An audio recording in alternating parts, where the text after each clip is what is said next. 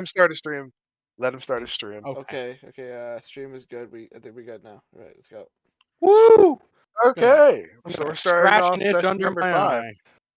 Okay, the marker that was underneath your eye rubs away. Woohoo! Rubs it off. Yep, you just rubbed off that mark. It was Take that out MacGuffin. of There was context. nothing to it. You totally There was forgot literally all the nothing things to you read in that book.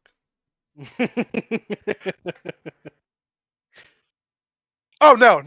He hasn't forgotten about that. But he when he touched the book, it was kind of damp, so it kind of imprinted some of the ink onto his hand. So when he rubbed his eye the last time, it just left a mark under it.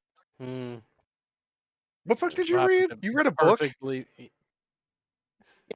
the necromancer dude wanted it, and I said nah and read it. Oh, the other MacGuffin. Yeah. The apocryphal siphon. Oh, somebody knew the name of it. I'm so happy. Yeah, that's MacGuffin. No, but you do still feel inherently something is wrong with you now. Oh, good. Have you tried to use a level 3 animate dead spell to resurrect a nearby corpse? I don't have that. I don't have any level 3 spells. Oh, so no. wait. Did you get the purple jewel that was supposed to be put into the front of that cover of the Apocryphal Siphon? No, because you never mentioned a purple jewel. Oof, you're going to miss out on that Necromancy of Fey perk then. Cool. I love when you just make shit up to make me feel bad about things that we supposedly missed. That would never have actually come up. I want to set something straight. I've known this motherfucker for 20 years. 20 years! My birthday passes by. This motherfucker didn't even say happy birthday. No belated birthdays, no early birthdays, no happy birthday whatsoever. I'm so angry. I'm removing so much shit from this guy. He's going to die tonight. So when you ask if I'm being pointed towards you, yes, I am. In fact, if you look into the sky right now, there's a giant arrow that's just hovering in the air above your head that says, this guy's going to die. But only the 3 of you can see it. Nobody else looking up into the sky seems to see the shit. Oh, well, lovely weather to die. Also, the giant red-headed man in the sky is looking down at you laughing. Nah, right. You're not laughing like that. You're laughing like that fucking lizard meme. Wait. Full belly laugh, Right. everything's jiggling. Pink flash of light, we're back to the start here. So where we left off last time, you guys were stepping outside of Anvil's, which, when you guys got outside, still looked like an abandoned warehouse, which a little child saw and years in the future will remember the moment you guys stepped out of there. As for that, everybody, if you weren't already, is back to full HP. All your spell slots are brought back. After leaving Anvil's, you feel kind of refreshed, except for Tano, who feels refreshed for a second and smells a little bit of oranges, which then suddenly fades away, and then feels kind of awful. Also, you hear a humming coming from the bag of holding, Tano. Nobody else hears that humming, but I don't have the bag of holding. Tano hears it. I know you don't. Ryu has it. We established that Ryu's got the bag of holding. He's the one who's keeping track of shit. Just wanted to make sure.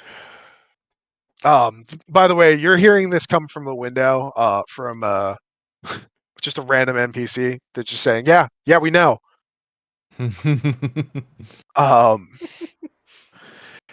Anyways, as you guys come out of there, feeling a little bit refreshed, you guys hear somebody just go,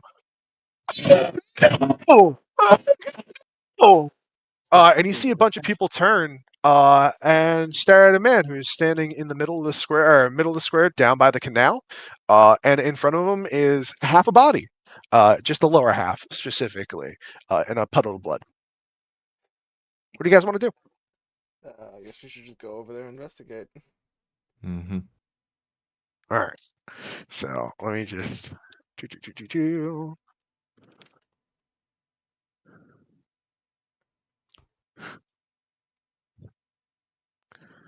That's a little grotesque. Just a little.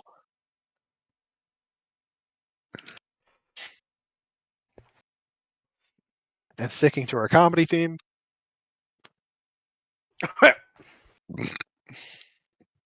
Roblox Bob. I was thinking about Roblox Bob too. I think that might just be his name now.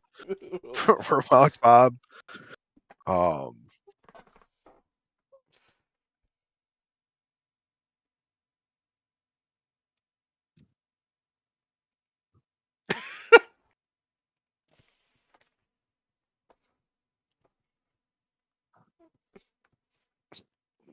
You know what? We don't need Roblox Bob. We'll just leave the legs there.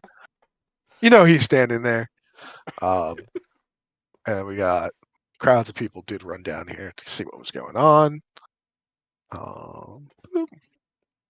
And now all points of access are left, so you guys are strictly railroaded towards going towards the body. Look how I did that. I turn around and run back to the gate. All right. I don't You run straight into an invisible wall and break your nose. That's 2. That's a 2 for 1. That's a hidden burn in there.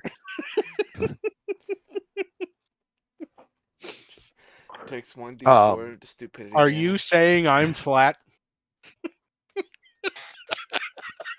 In more ways than one, buddy. All right. So you guys run over to go see what's going on. And you guys happen upon a man crouched over a puddle of blood and the lower half of a body. And the crowd around you are just murmuring to each other. You can't really make out anything that's saying unless somebody wants to give me a perception check. But I'm going to tell you right now, it's going to do jack shit. Then. Unless... Dun, dun, dun! Nat 20. No, I didn't. The giant red-headed man reaches out his hand from the sky, grabs your character, and just blows him apart from sheer pressure put on him. Blood for the blood god. Shits and giggles, I rolled an 11. So the man, the man, 16, sorry, after bonuses. 16 after bonuses. Yeah. Okay, so something crazy just happened here. That's what you're seeing right now. You see there's a crowd of people around you. It's a mixed crowd of everybody. Shopkeepers, regular standbys. You can tell not everybody saw something, obviously, as there's only one person who's actually reacting to the scene in front of him, and that's the man that's crouched over the puddle of blood in the lower half. He is sobbing uncontrollably. From what you can tell, though, from just a pair of legs that you're seeing in front of you, it looks like a woman's legs. Erlinda's gonna go Other up to the than- guy and ask him what happened. I don't know. She was just standing there, and then, Calm and down, then she Erlinda. wasn't. Hold on, Calm down. Calm down. And he just passes out. Well, he's calm now. I'd like to survey the crowd, or just kind of do a quick once over of the crowd, make sure that or see if anybody's, I don't know, watching or suspicious or taking too much interest or like trying to walk away. I don't know. Ryu, you see somebody that stands out to you like a sore thumb in this crowd. In the crowd right here, this crowd, you see a dwarven man with a cloak above his head. And you recognize this man right off the bat. His name's Firthwall. And you know him from several dealings that you've had. Okay. He stares at you, and then you just see him raise a hand very, very slowly, as not to get anybody else's attention. And he kind of just kind of tries to get your attention, like, "Hey, man, come this way." He doesn't say anything. He just does the thumbs back over the shoulder kind of motion, and then he slinks back into the back of the crowd. Rio, I do want to point out too. You see a pool of blood. You don't see any blood coming away from that. Like, there's no footsteps, there's no prints, nothing like that. And the pool of blood is like relatively in a small place. Like, you know, from hunting, or did I say Rio or Tano? Both of you would see this. All right, Tano is what I meant, because Tano did roll a perception. So you see all of this. From doing hunting and from everything you've ever seen go on in this Neverwinter city. You know that's not how blood works, right? If an artery gets hit or a sudden gash happens, there's going to be blood everywhere. But more importantly, to take a person in half requires a lot of force, which would definitely send a trail everywhere. But it's all in this 3-meter circle around where the legs are. Yeah.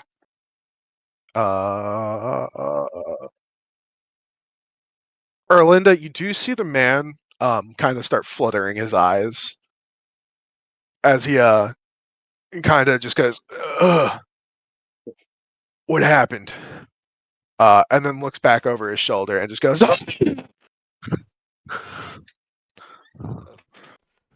All right, I'm gonna kind of as things are happening, I'm gonna just fade into the background and go try to meet up with Firth drop your token behind that crowd then.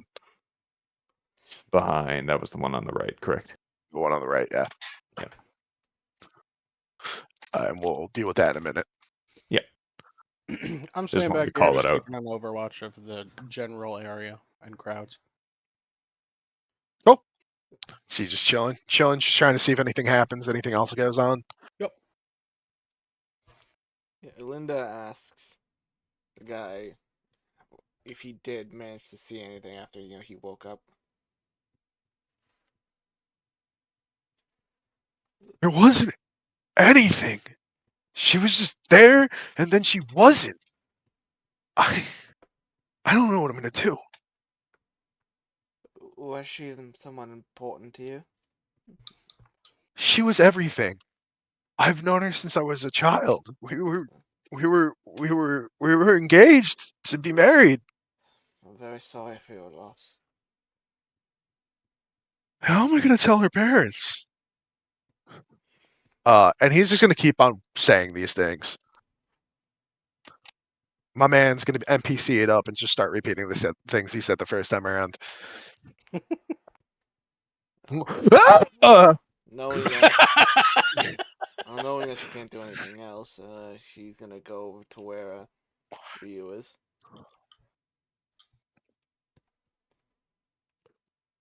I should maybe have specified. I'm gonna try to be sneaky about getting over. Give me a stealth check, and unless Wyvern's is gonna just let you have that. I mean, sure, I'll let him have it. All right. I- So you're just gonna. Well, I mean, if you want to, you can just start going to the crowd and start talking to witnesses, Yeah, or try to start talking to people. Yeah, so he's doing that thing. She's just gonna go and start questioning people. I mean, she's an investigator after all. All right. So you chilling on the bridge, right, Tano? Yep. Cool. I'm gonna give you a say that you do have a height advantage on people, so you can see it, but like above the tops of people's heads, you get a nice top-down view. You're not too high above them, but you definitely can see above the crowd and behind the crowds. Yeah, head and shoulders above. Yeah, cool. All right. So Ryu, as you start pushing through the crowd, you can hear Erlinda walk into the other parts of the crowd, and you just hear a couple of people answering Erlinda, just being like, "No, I didn't see anything." Like, dude, seriously, look at all that blood, and it's kind of weird. It's just like in a circle that's like almost approximately 3 meters long. Yeah, man, that's kind of weird, isn't it? Like, you ever think blood ever really just pulls up in like 3 meter, like kind of looking circles? It's kind of weird. Yeah, I don't know. It's my first time seeing a matter like this. I don't know. Can we even call it a matter? I don't know, Fancy. I don't think we can call it a murder. I don't think we saw anybody actually get murdered. I mean, it's just a pile of blood. All right. So you fall past that crowd. You don't even have to push past them. To them, you're invisible. You're back at home, bud. This is how you always been. And as you pass through the crowd, you can see Firth standing against the wall of the building behind them. And Firth looks at you. And side note, I just forgot. I'm going to have to attempt a Scottish accent of some form because it is a dwarf. And we're going to fall and into all that dwarves cliche. are automatically. Yeah, cliches. You gotta love them. Cancelled. Oh boy. This just in. Channel 4's news. Local group of D&D players canceled in Scotland over bad Scottish accent. When questioned, players say they'll never work with DM Reindeer again. He smells. Hi, Kabaka. how you doing, Rhea? It's been a while. It has. What happened here? Same things that's been happening for the past couple of weeks. People dying in the street. Nobody's seeing anything.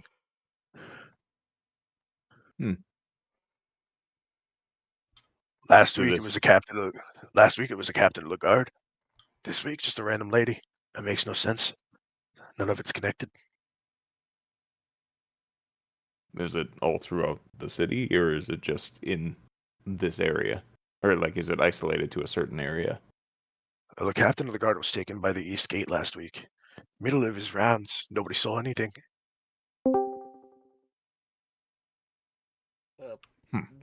Hi, Malik. Hey, man. No.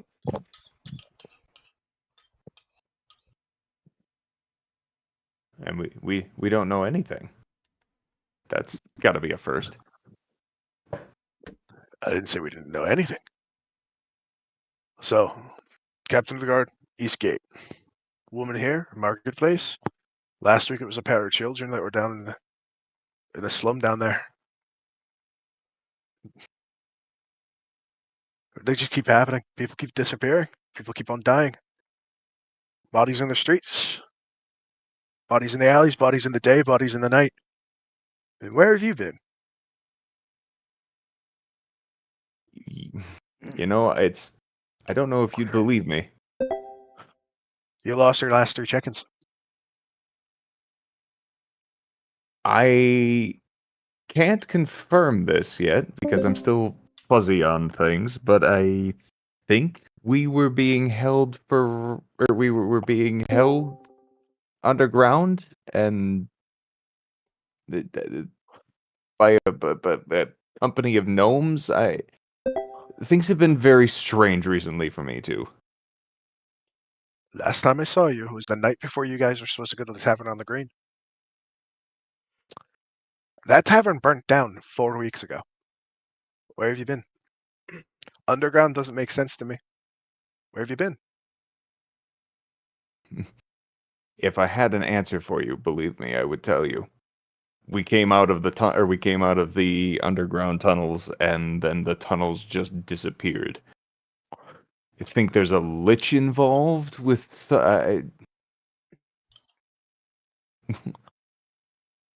Things have been Who are very your friends? strange. Who are your So friends? it's been. They were the people that we met, or that I was supposed to meet up with at the Tavern on the Green, or what's left of them.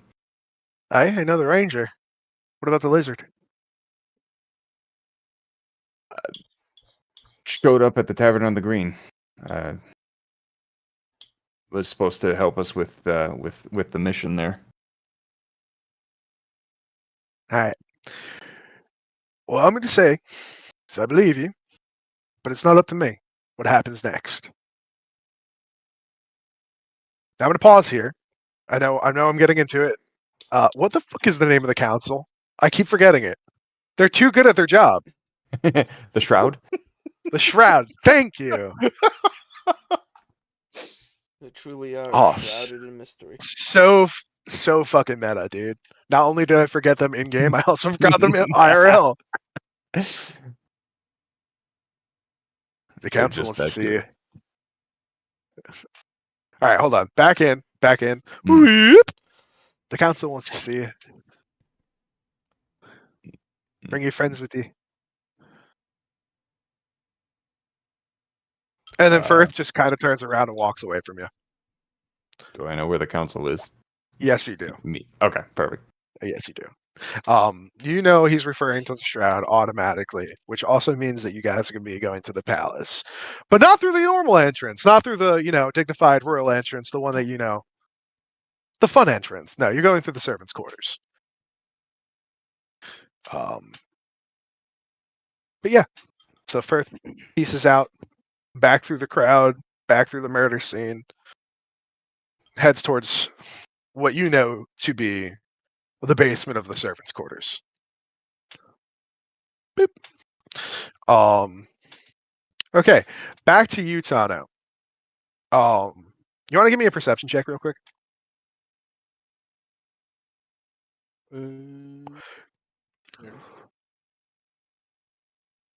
18. Got an 18. All right. So you're looking over the crowd. and something doesn't seem right. So you've been standing here for a couple of minutes surveying the action that's going on, right? So the crowds have gathered. This man's breaking down in front of what we now know is his fiance's corpse. And you do see several of the guards start to approach. It looks like somebody ran to go report this to them. And you hear the ding, ding, ding of a post bell going off. Yep. It's not an alarm. It's really just like a guard, like a barracks alarm, or a barracks bell, letting you know that a guard has been dispatched. Cool. But something doesn't seem right because your first count of how many people are in front of you is around about 30 people, right, including everybody and your friends.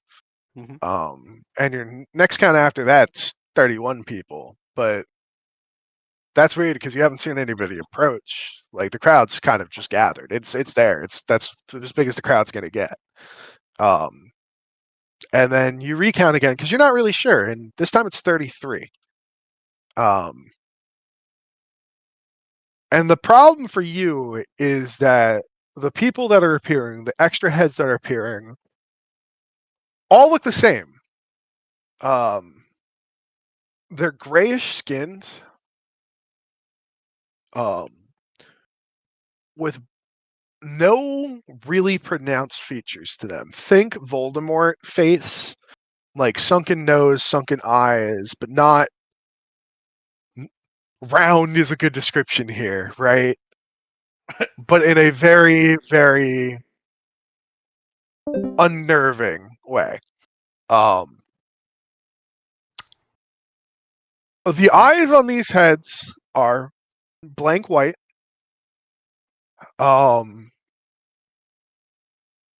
They don't smile. They don't have any real expression on their face. But the count's now up to 35, and you're getting a little worried. Because something really, really, really weird is going on here. So do with that knowledge what you will. Nobody else around, by the way, seems to notice or to really do anything about it. Okay. Well, before I do anything else, I'm going to throw a hunter's mark down on one of them. Oh,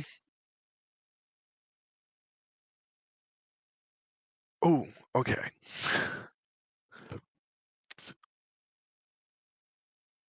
I mean, it's a smart decision. Hunter's Mark does allow you to essentially track the person you marked. Yeah, but there's a feature here that I'm trying to reconcile. Of course, I fuck it up. First thing I do, I fuck it up. In other words, you don't want him to find out. Can you read me the wording of Hunter's Mark real quick? Choose a creature I can see within range and mystically mark it as my quad. Until the spell ends, I deal an extra damage to the target whenever you hit it with a weapon attack.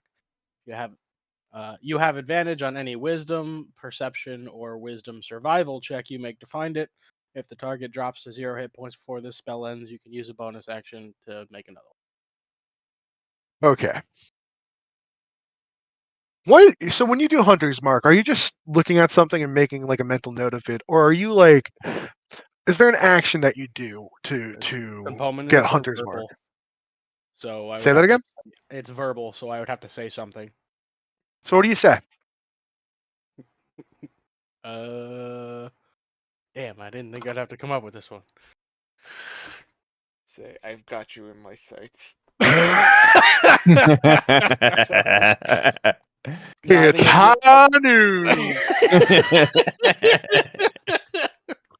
I think I'll just concentrate on one of them and whisper "you" to myself. You watch as all these gray heads snap their necks in your direction and stare blank into your eyes. All at the same time. In your head, you hear thousands of voices at the same time, reverberating the single word "you" back at you. Take 2d6 psychic damage. Jesus Christ. 2d6 psychic damage. Okay, but how much? Well, she takes 2 damage. Okay. Take 2d6. Oh Am yeah, I it's rolling probably. my own damage? Right. I mean, I guess you definitely could. Okay, this is fine.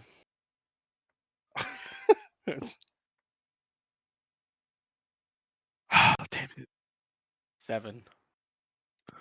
Well, that's better than what I got. Mm. Okay. Oh, actually, I got 7 too. Fuck. Your fate was written already, my friend. So like This now, was a fated event. so what? Now you're down to like 10 HP. 27. Okay. So as you take that, yeah, thousands of voices at the same time in your head probably hurts like a motherfucker. Definitely not gonna feel good. And this is loud, by the way. This isn't. This is like the whole entire world is crashing down around you with the sounds of fucking voice, and it's all different types of voices. By the way, it's no singular voice. Mhm. You feel as if you're being watched. Is the best way to put this, and not just by them. You know they're staring straight at you. But now you know. Now you know. You definitely got their attention. Yeah. Erlinda, what you doing? She's still trying to question people, but I guess she's all just getting the same answer. Yeah, you're pretty much the whole entire time. People are just like, I don't know what the fuck happened. Like, what is going on? Um,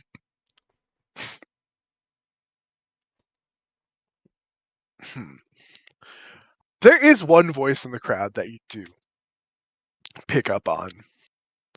Um, unbelievably.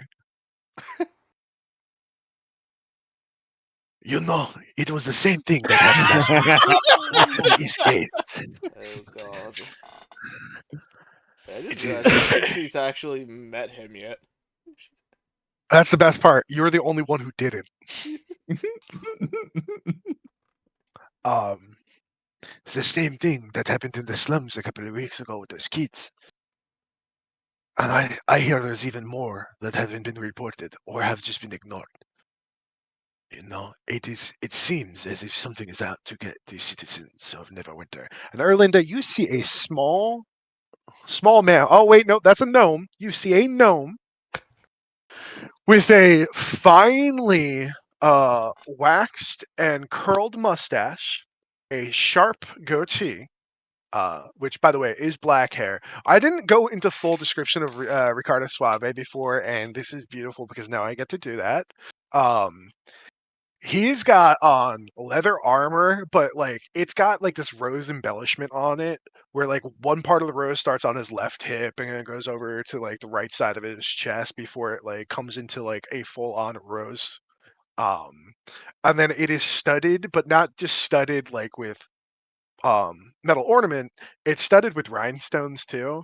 You have a feeling Ricardo Suave has gotten around just based upon his look, but he looks fly as fuck. You got that drip. Like he's got pixie boots, but like they're actually pixie boots, not just like pixie boots. You know what I mean? Right. So Ricardo Suave, fly as fuck. He's also got a finely or he's got a fine ornate rapier on his left hip. Which then you get to hear this too.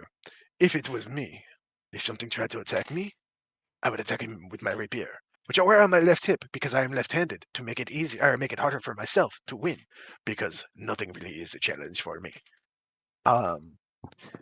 And you hear, baby, that's impressive. You know, God. I think I want to go home with you. Everybody wants to go home with me. That is why I am Ricardo Suave. Let's go. And you see Ricardo Suave just peace out with this gnome chick. Erlinda is just visibly confused. But she did learn about other killings. So. Shame she didn't get to ask him about that. You have a feeling you'll see Ricardo Suave again at some point tonight. Alright.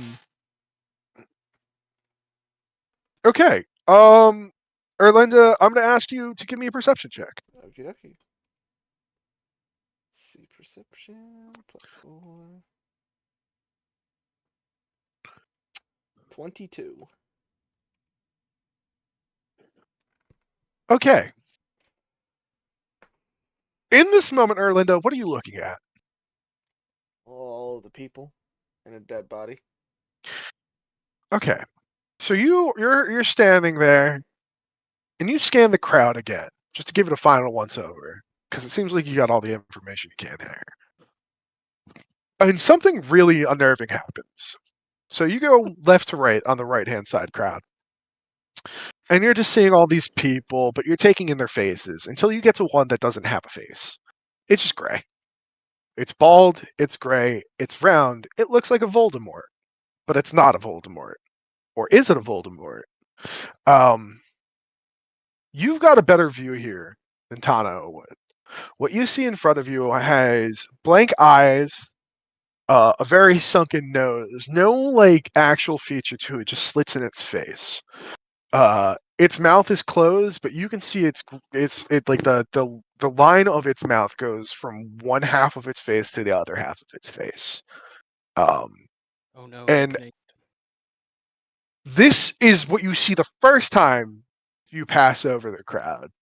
And I don't know if your heart skips a beat for a second or you focus up really hard, because that second pass around, you see 3 of these things. And you take in a little bit more detail this time around. They have sunken chests. Like, you know how people have like those divots in their chests? I don't remember what the name of the medical condition for it is, but like they can like huff in their chest. That's what they all look like. They're very, very skinny. You can see the ribs in their chest. And there is like a very big gap in between each rib. You can see that it's wearing like a loincloth, like a leather cloth, around its lower torso, but nothing else. And this is what you get on the second pass to the crowd as you go from right to left. On the third pass here is when it happens, and you see that first front row of the people in the crowd are all these gray things. But they're not looking at you. Their heads are all turned towards Tano.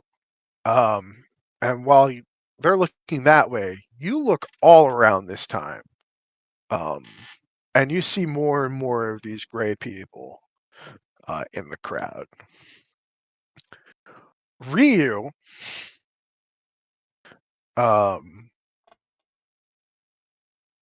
you can see Ryu standing behind the crowd talking to someone still. It looks like a little dwarf. But that's not the most concerning thing to you. The most concerning thing is that there's a lot of these things, and they're all staring at Tano right now.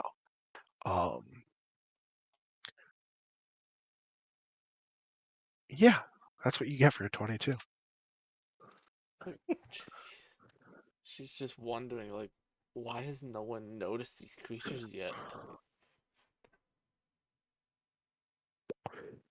Is there like some sort of like weird invisibility magic that only she can somehow see through? Like, Nope. like Nope.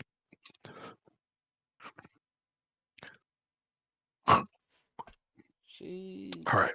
gonna start walking over towards Lentano. Their attention is on Tano. Solely on Tano. Who, as you start to walk up, notice that he's got his hands to his head. And he looks like he just took a little bit of psychic damage. She walks up. What does that look like? I don't know. What would it look like to just have a sudden fucking migraine explode in your head? I mean, that's not what you said. I did say it felt like a fucking world crashing upon you from the hues of 1,000 voices. But what does that look like? All right. Imagine. I'm fucking with All right, you. buddy. It's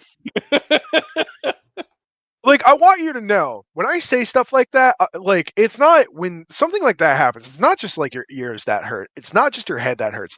Like your vision, when a loud enough noise happens, your vision will fucking go out of focus. Like Mhm. there is points of loudness that will absolutely fuck your whole sensory system up, and that like we're tenfold over that. Like it feels like a weight of the world has been pushed down on you with just a single word. Cool.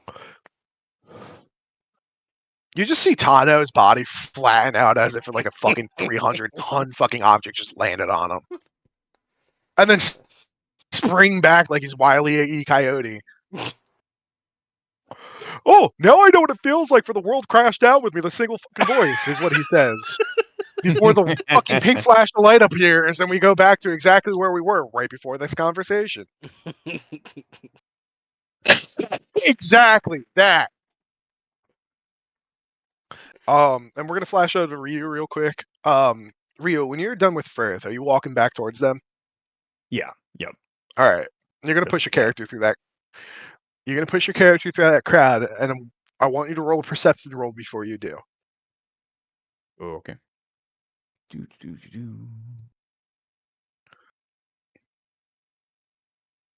Always when I need to know where it is that I can never find it. I feel that. Perception. There you are. Ooh, 24. Jesus fucking Christ! Like I wanted to railroad this, but you guys are getting great perception checks, and now I just gotta fucking do it. All right, Ryu, you start pushing back into the crowds to get back to Erlinda and Ryu, or to Erlinda and Tano. I'm just gonna start calling him Long Dick. It's so much easier to remember. um, um, so you start pushing through that crowd, and one of your have we ever talked about hands, talons, feathers? What is going on with your hands? No, I don't think specifically. I think they are like talon, you're like, I don't know, I think bird claws, but like hands. Yeah. Like five talon ending fingers. Actually, did we put this? Yeah, I basically. remember you talked about it previously, and it was talons, but I don't remember past that. Yeah, the Yeah. wings are completely separate on an Yeah, actual yeah, yeah, talon. yeah. Yeah, you've got hands. You got hands. You got talon Yeah, hands. there's in the chat. There's a picture. If in You the got chat. talons. Talon God damn hand. it. Yeah. Talons. Yeah. All right. So you your talon. I'm sticking to that word. Like brushes against something that's like viscously slimy. Like you rub against something, your hand feels wet and slimy, but as soon as your hand comes off of it, like it feels like something just got sucked off of your hand. Hey yo. Fucking as soon as I said it.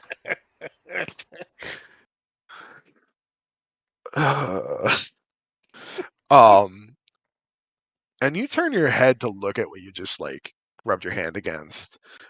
And you just see this gray being. And you just like kind of wide eye for a second and go into, I want to call it Ryu's like, oh shit, stealth mode. Like the moment where you realize something's not right and you kind of just crouch down instinctively because you're like preparing for the fight or flight instinct. Because like you are an owlkin, right? You have like that while you may be humanoid, you also still have that animalistic instinct. And I think birds are one of the coolest ones where they do definitely have that sixth sense for danger, whether it be weather or whether it be like actual predator. Um, so I think that's definitely what you would do in that sense. But also your years of training take over, and you know you're in a situation you should not be in. So as you crouch down and like start to really be careful, you start to see more and more gray arms and legs and bodies. What would you do in this situation, Ryu? Like, what is your instinct here, buddy? Am I like they're all around me? Is that You kind are of mid crowd. It's like to you, it's like close to maybe 30 to 50% gray being all around you, and then normal people.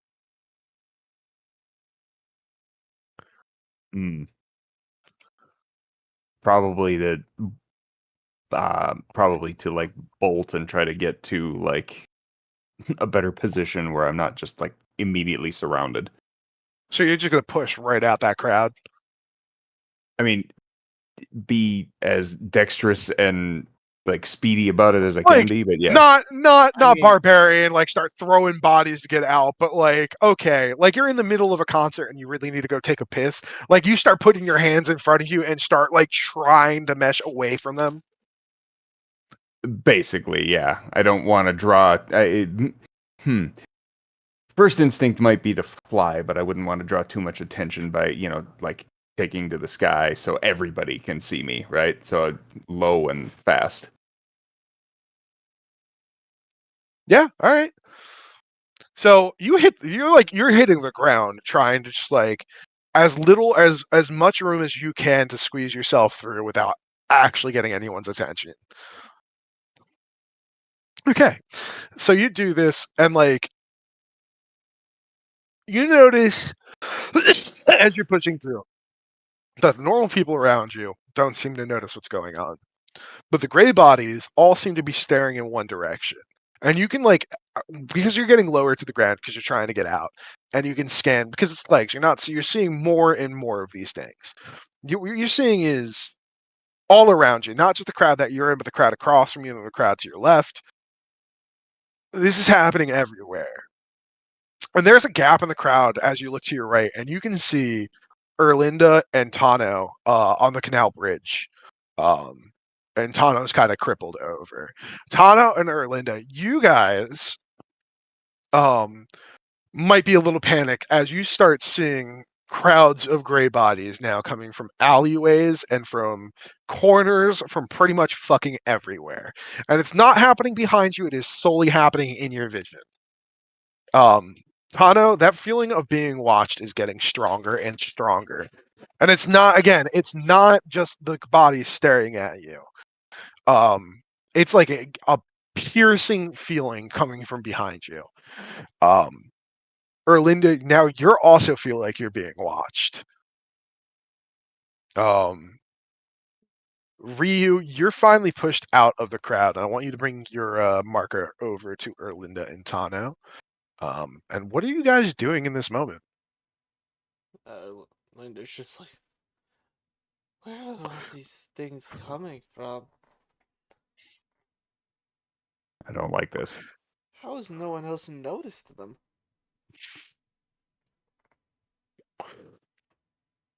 Great question. Tano's just silent. Yeah, he's got a I'm big sitting there headache. holding my fucking head together. Tana, are you alright? Is everything okay? uh,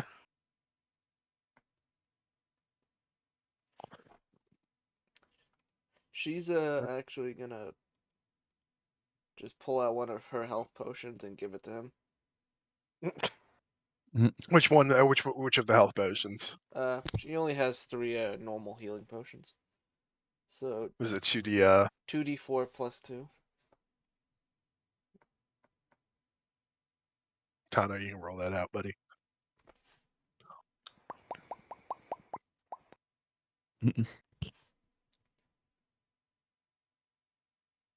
Eight. Oh, so that's Cool. You gotta uncork that bottle, and you hear. This is a gag, dudes! I placed a spell on this bottle. what that. That's all you hear. All right, just like a little incantation, just to fuck with you. That's it.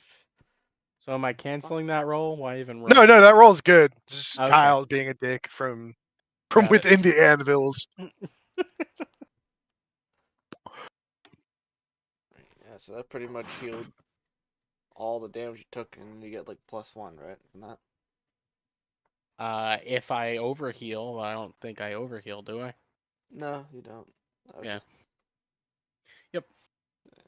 So I'm back to full, Right. but yeah, still holding my head together. Come on. All right. You help me get him up. We have to let's get out of here before these things stack. Okay. So while you guys are huddling together, getting Tano up, getting yourselves together, and seeing what's going on here, Erlinda and Ryu, I want you both to take 1d4 psychic damage. Ow. And you both hear the word "you." I took Not 1. as damn. You just hear you. That's all you hear. You got a singular voice. Singular voice just slapped you across the face. You feel like somebody just pinched your brain, but not in like a bad way. Just like a mildly annoying, like, ow. Ryu, did you roll that out, bud? I did. It was a 1. All right. You also feel like somebody pinched your brain, but not in a bad way. It's kind of like, ow. All right. So now the gray bodies are now focused on all of you. Um, Here's something fun for you guys.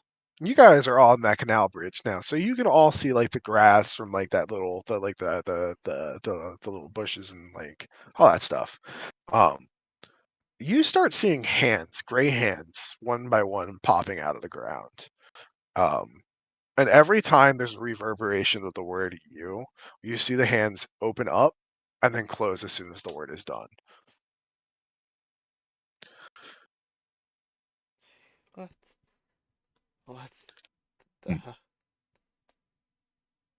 The people in the crowds, the normal people, will still just being normal people. A little girl in the crowd actually sees you three. And Tano, you can still make out the crowd mostly from where you're standing. And you just see the little girl staring at you, confused, because it looks like you guys are freaking out, but there's nothing really going on. I mean, there's a dead body in the middle of it, like, it's a dead body. Who hasn't seen one at this point in time? Okay. Yeah. Alright, does anyone know where we can go after this? I mean, just immediately, I just want to look behind us. Do we have the same situation kind of happening behind us, or is it just in front of us? Just in front of you. All right, let's maybe. I don't know. Let's get back across the bridge. I like the sound of that. Alright, let's go. Okay. See what happens. Anybody turning their head around while they cross the bridge to look what happens? I mean, I'm kind of. I guess. Yeah. I'm. Mr. 180-degree swivel head over Yeah, there. kind of. My eyes aren't leaving these things necessarily. You just gotta put one hand on the back of somebody. You're like, just pull me forward. I've got the back covered. Right. All right. So Ryu, what you see is for every step you guys take, the gray bodies take a step following you.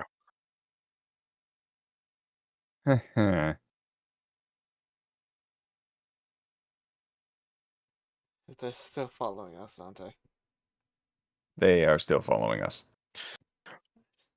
Alright. You know of any good place around here? I'm afraid I'm not from these parts. I mean, I am. Do I know of a decent place? All right. So from where you are, you're in the market district. If you go to your east, you go back to the Neverwinter gates. After everything that happened the last time you were over there, I'm pretty sure the captain over there doesn't want to let you guys through. Mm. I'm pretty sure he want to fight you. If you go to the west, you can enter the main square of Neverwinter, which is to say it's literally just boxed in by 4 different walls that go to 4 different sections. If you go west from there, you're going towards the slums. Sorry, no. If you go west from there, you're heading into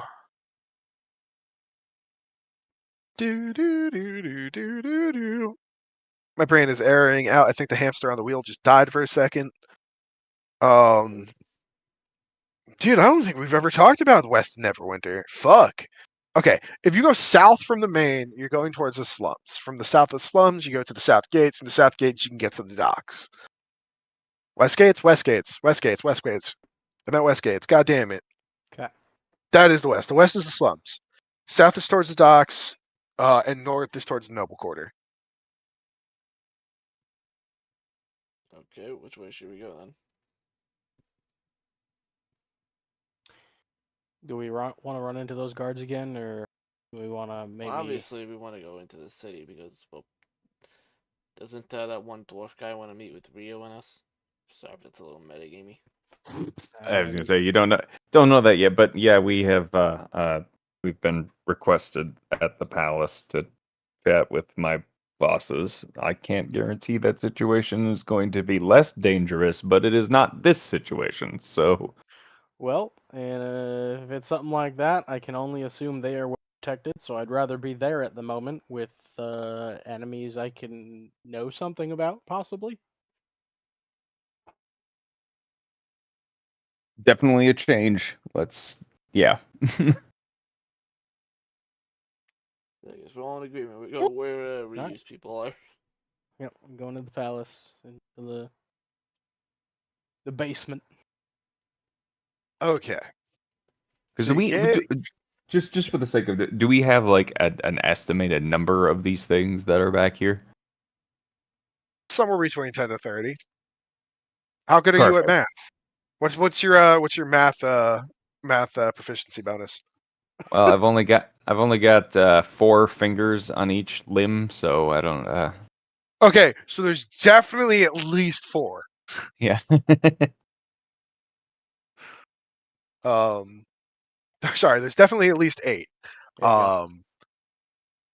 But you're What not is your fucking math sure. stat? Not great. I'm a musician, not a mathematician. Okay.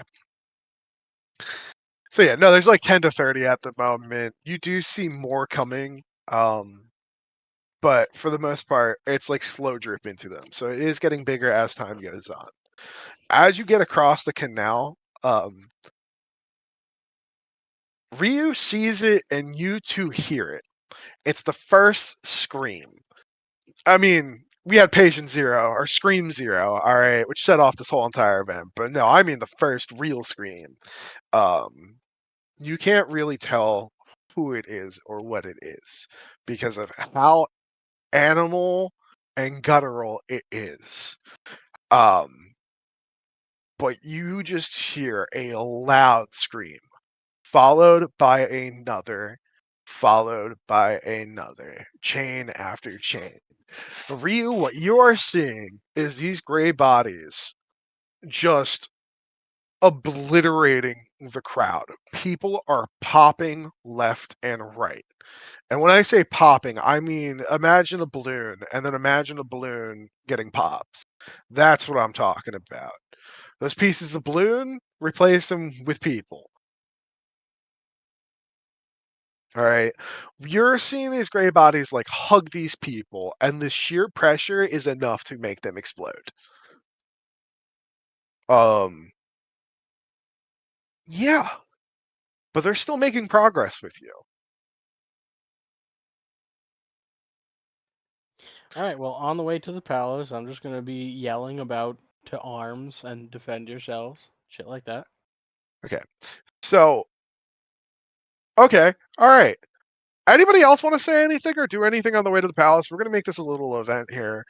Tell me what you want to do on your way, and we're going to do some we're gonna do some rolls. It's almost like it's a skill challenge. Okay, she's just gonna alert whatever guard that she could find along the way, say that a bunch of people are literally getting just massacred in the market Let me district. just throw some rules down here for you. So this is what is a skill challenge. What I'm going to be doing is we're going to be looking for 5 successes here or 3 failures. Fail 3 times, this shit's not going to go great. You succeed 5 times, you succeed the whole entire event. We're going to be going one by one, and people are going to be picking what they want to do it and rolling an appropriate skill to it. If you beat the DC for it, you get a success. If you do not, you get that failure. Just keep that in mind. It is shared, by the way. So if Tano gets a failure, Ryu gets a success, and then Erlinda gets a failure, that's still 2 failures. Any questions?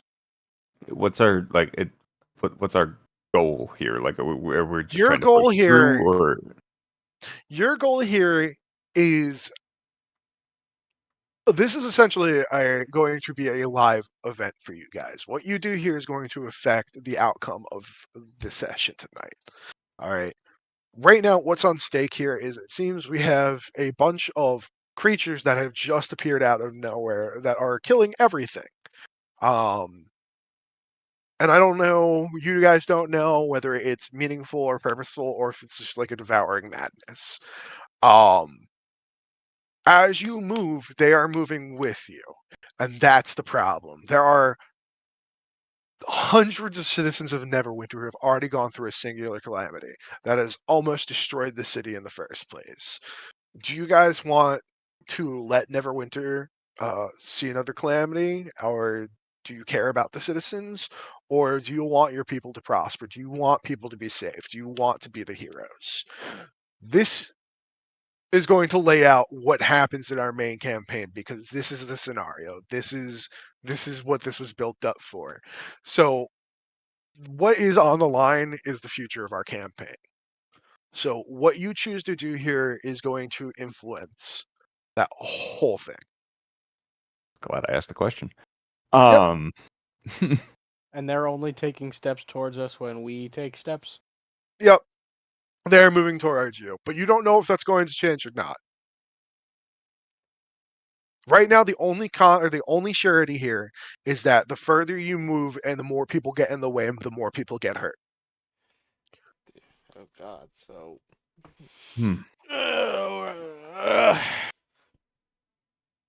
Well, I don't know about you guys, then my first thing is gonna be to fucking pull out my fucking bow. Yeah. If they're just gonna match us, I'm gonna take a fucking shot.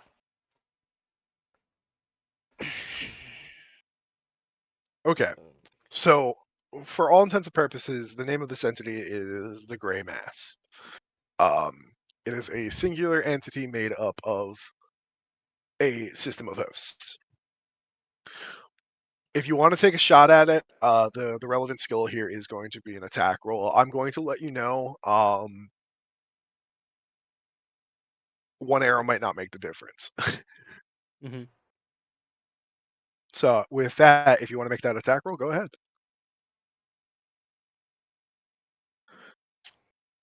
Do you use a special arrow? Do you use anything like that?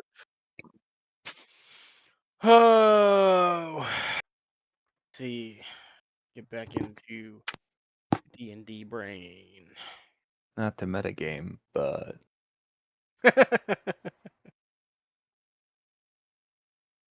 I would talk. This is the part where I would metagame. This is where metagaming is acceptable because this does change the outcome of everything that's going to yeah, happen I'm after. just where did we land on those grease arrows?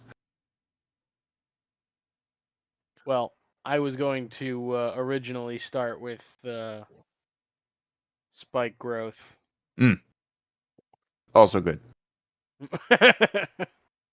And yeah, I was gonna throw that down at the end of the bridge. Mind you, this isn't combat. This is singular action. No bonus action, nothing like that. What you do Yep. here is part of your turn here. That is it. Yep. All right. Do you want to do a spike growth? Sure. Yes, I'm yes, I asking. do. I'm not Yes, telling I you. do. Do what you Yes, want to do. yes, I do. Spike Okay, growth there's at the no end of roll the bridge. adjacent to that, right? Double check that. Mm, it goes down, no matter what. Cool. Difficult terrain, creature moves into or within 2d4 5 feet.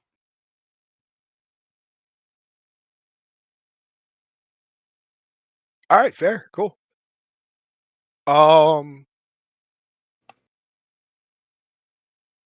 We're gonna resolve this in a second. Because this is a hard one because it not really is skill, but I do like the innovation here. I mean, it's what the spell was fucking made for. Um, So we're essentially. but that So do you want to like try and like coax them all onto the pretty much to go towarest the bridge?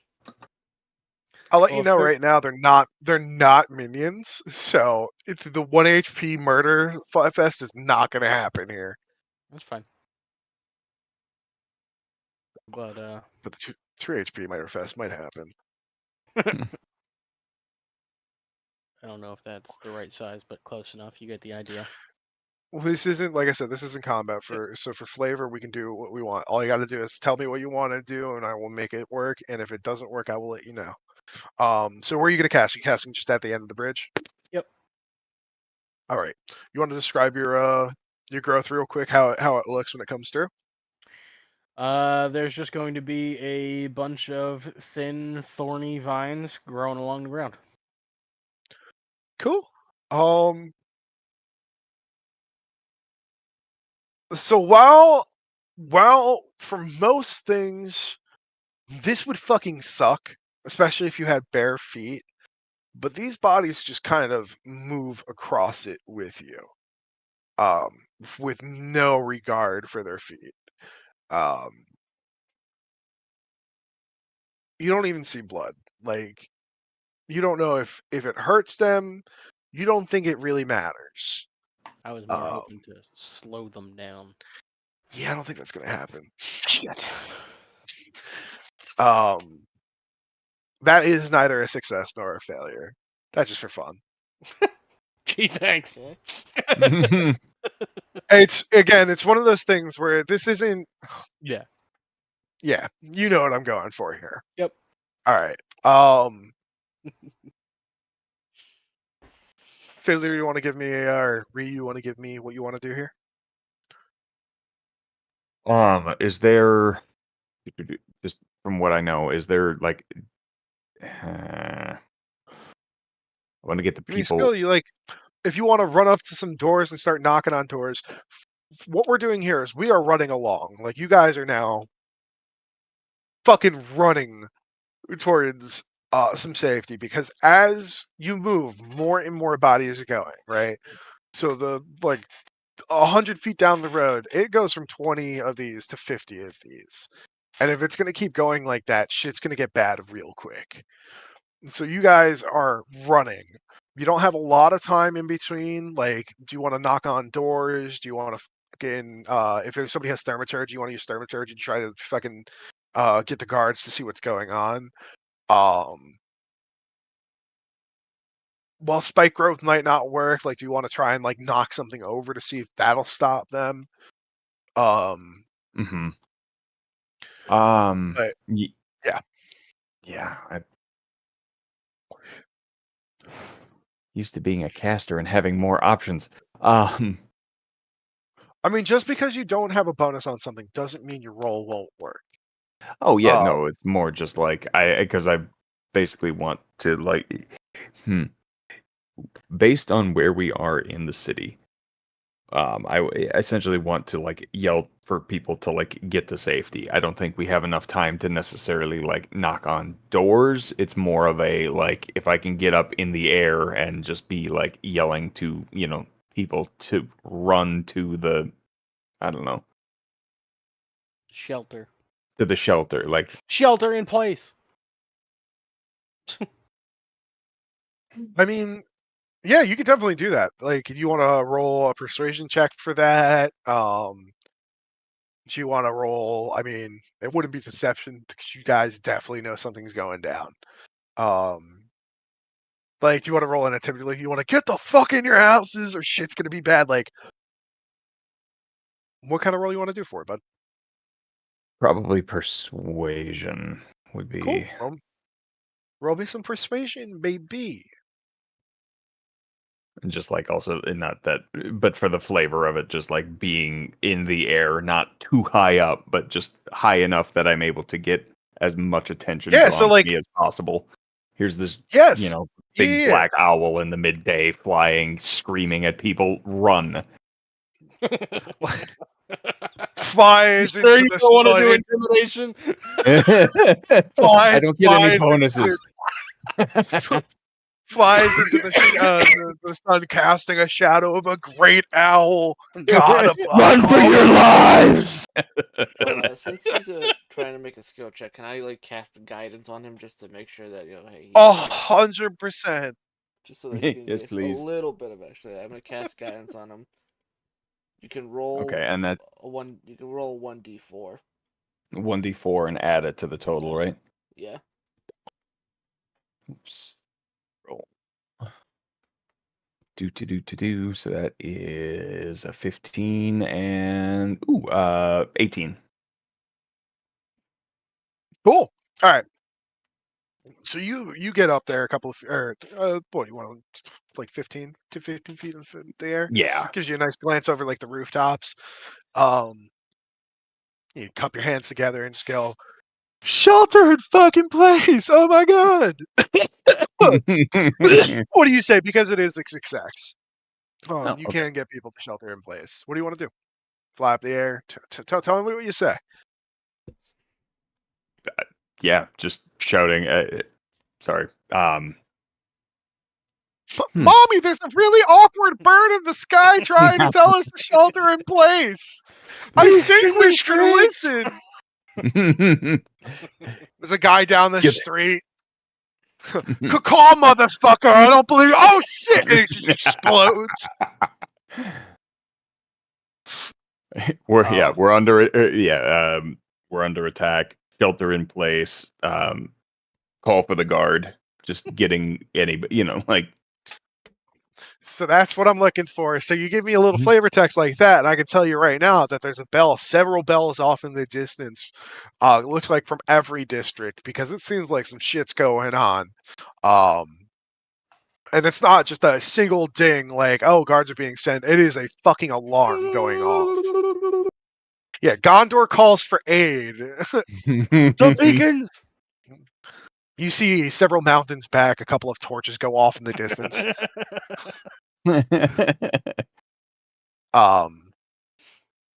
You see a white wizard, a wizard in a white robe with a white staff in the background, step up and just explode as the gray bodies run through them. Fire for.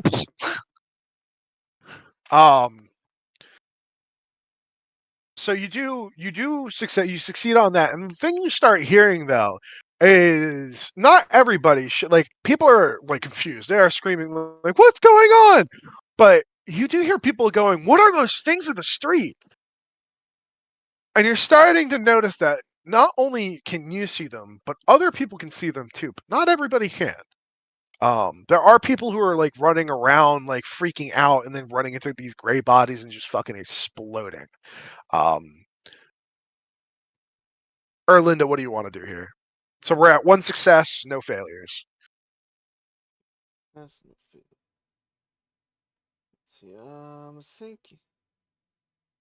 Let's see. I think I'm actually gonna cast hypnotic pattern on the creatures to get them to stop moving towards us. That's a 30-foot cube. I do at least I'm assuming at least a good chunk of those guys fit within a 30-foot cube. Yeah, I would say like a third of them at this point do. All right. Well, at least some. I'm gonna do that just to at least try to slow down some of them and make it easier for when the guards come that they can help deal with them. Okay. Read me hypnotic gaze real quick. Hypnotic pattern, but yeah, it's Hypnotic pattern. Sorry. yeah, It's in the I'm sorry, I've got cooler names for spells than D&D does. Hypnotic Gaze is a spell too, so I don't. Yeah, But you have to make a Wisdom saving throw against it. My spell save DC is 15. Okay. Well, I mean, these are like entities, my guys. I'm going to say that's just a success off the bat because this is. You'll figure it out later. Anyways, so a good chunk of these guys stop moving. With hypnotic pattern, are they forced to look at you or are they just dazed? They're essentially charmed that they are incapacitated and have a speed of 0. Okay. So the reason why this is a success is because there is a downside to the success. So you did cast a spell on these guys. You're gonna take 2d6 psychic damage in retaliation from this crowd. All right, that's fine. The spell is successful, so you have incapacitated about a third of these. So they are just standing still and not moving along with the rest of the crowd. And as you take that damage, you do hear a word whispered back to you. Took about 6 damage, so 6. rolled about decently well, I'd say. That's not bad. That's half of what max is. So Yeah. average is not bad. The word whispered back to you is full. And again, it crashes down with you the weight of the world.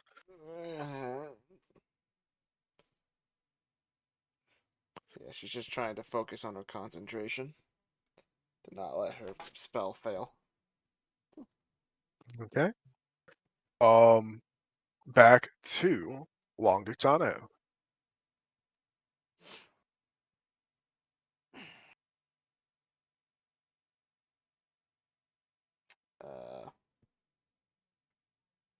Camper, I'm here. it's your turn now, so I- what do you want to do? Yes, thank you. While I was trying to decide what to do. Camper puts snare right next to his head. It's just the leash is about arrow. That's it. Cobain's himself with a bow. I don't Oh, really no more. have any cool shit to do like So, y'all like, magic fuckers. you forget. This isn't Half-casting. about spells. I This is a understand. skill check. Describe what you want to do, brother. Like you could do cool shit. You gotta come up with the cool shit you want to do. Just tell me. Let me be your voice. Like, try to rally the guards or something. Or I mean, you could even summon me into existence if you roll good enough. I mean, come on, not to be weird or anything. Lumpy Do might want to fire- throw some hands. Do fire arrows explode after a distance? What the dude? What are they? Explosive Not for arrows? damage. No, it's just a fire arrow. But I want to All right. like a flare. Oh, you want to like flare it out? Yeah. Well, do you have an arrow of light? No. All right, then your fire question has mist. been answered. Bitch, happy birthday would have been good right about now, wouldn't it? Uh huh. I said happy No, birthday. but if you want to like, But anyway. here's a fun fact. If you want to try and light something on fire to get more attention, you definitely fucking can. I mean, people might not be happy with you if this all resolves nicely and Neverwinter isn't completely fucking destroyed by the time this is over with. Is there any abandoned buildings around then? You came out of one. Is that not behind them? Have we not been running? I am your god. All right. Well, I'm going to try to find an You abandoned guys run off building or the screen. something. You guys run off the screen. It's like fucking Pac-Man. You just appear on the other side of the screen in the same exact spot. God damn it. You've been running in circles the entire time. Oh yeah, I've been running. So in front of you, as you guys run towards the gate that connects you to the main square and to what would be towards the palace and the noble quarters, you do see a guard tower that is mainly made out of wood. It's one of those ones that gets set up every once in a while. You know, every once in a while they want to do like a what is it? Oh Show fuck. of force kind of thing. No, well, not just a show of force. Well, yeah, a show of force, but also like Checkpoint. you know, those holidays. Yeah, it's like a fucking alcohol checkpoint, right? Like they've like what time of year is this? I did say what time of year, didn't I? I think don't so. remember. I just remember Yeah, it's there was a springtime. It's forest, springtime. but okay. Yeah, it's springtime. It's springtime in Neverwinter. So like, there's been a major holiday recently, probably fucking spring solstice. Spring, not solstice. Fuck, I'm an idiot. Whatever. It's garden season. I don't know. Some weird shit's going on in Neverwinter holiday wise, but they had a holiday fucking checkpoint, or sobriety checkpoint, and they were pulling over people on horses, making sure they weren't drinking and riding. Um, so yeah, Cool. definitely could light that on fire. It's dry as fuck. Hasn't rained in a little while. Dope. I'm gonna fucking loose a fire arrow at it. Did you just say Lucifer? And Satan appears. Sure. Yep. You've just summoned the Go devil. with that. Hopefully he helps. You also see. Yeah, can I roll a So- persuasion to get the devil to help us? Yeah. Um, The lich Hold immediately up. eats him. Boom. Say it is done. A handsome red God devil damn it. appears in God front of you damn it. and snaps his fingers. You guys are now sitting at a golden table, lined with food in front of you. Oh God. What have But I how deep done? is his voice? Yes. I bet you want to know why I brought you here. And then he snaps his fingers again, and a pink light, flash of light happens, and you guys are just standing there bewildered. Now,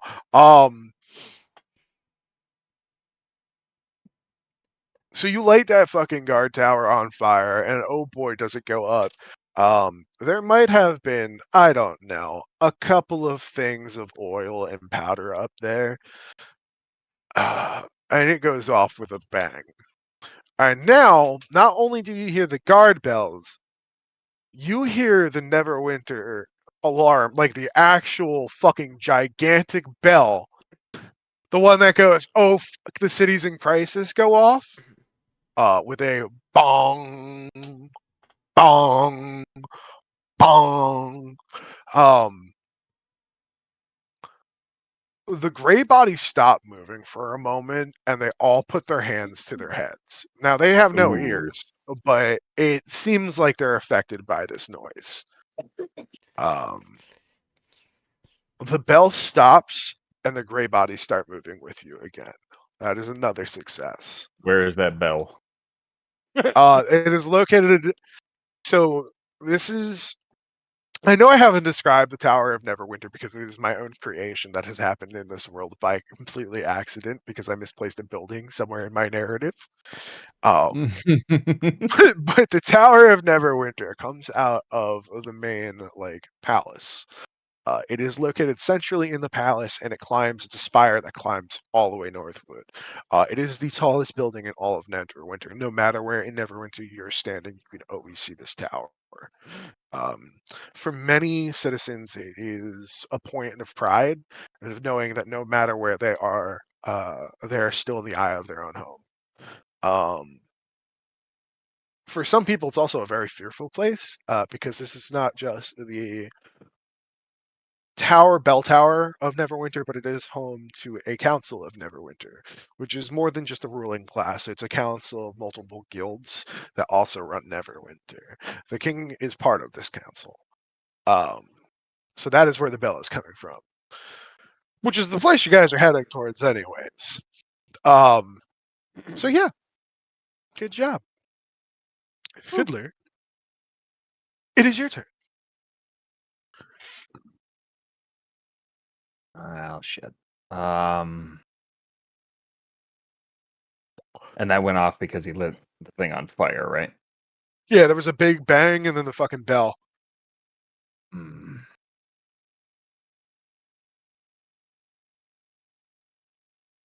I think I know. When the fiddler's done, I now know what I'm gonna do. So All right. I was just, do If we you have to go wanna- in turn order? I don't have a. No, we don't. specific... You don't have Okay. to. If Okay. if you want to just say pass, just say pass, and we'll go on to the next person. Yeah, at the moment, I think my priority now is getting to the big bell, okay, yeah. just so, seeing that was effective. So yeah, Linda's gonna go to the nearest guard and literally try to tell them that the bells constantly going off stunned them. And tries to convince them that if they keep banging all the bells around the entire city, it'll keep them in place.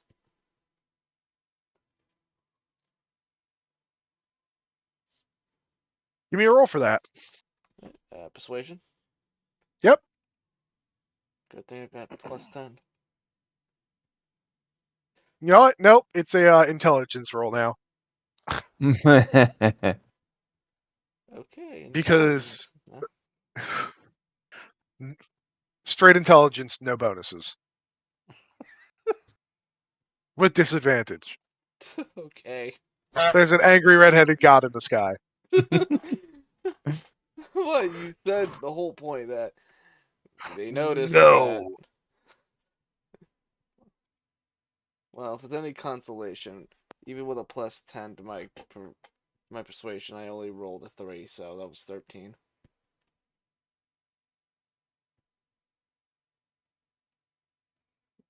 Okay.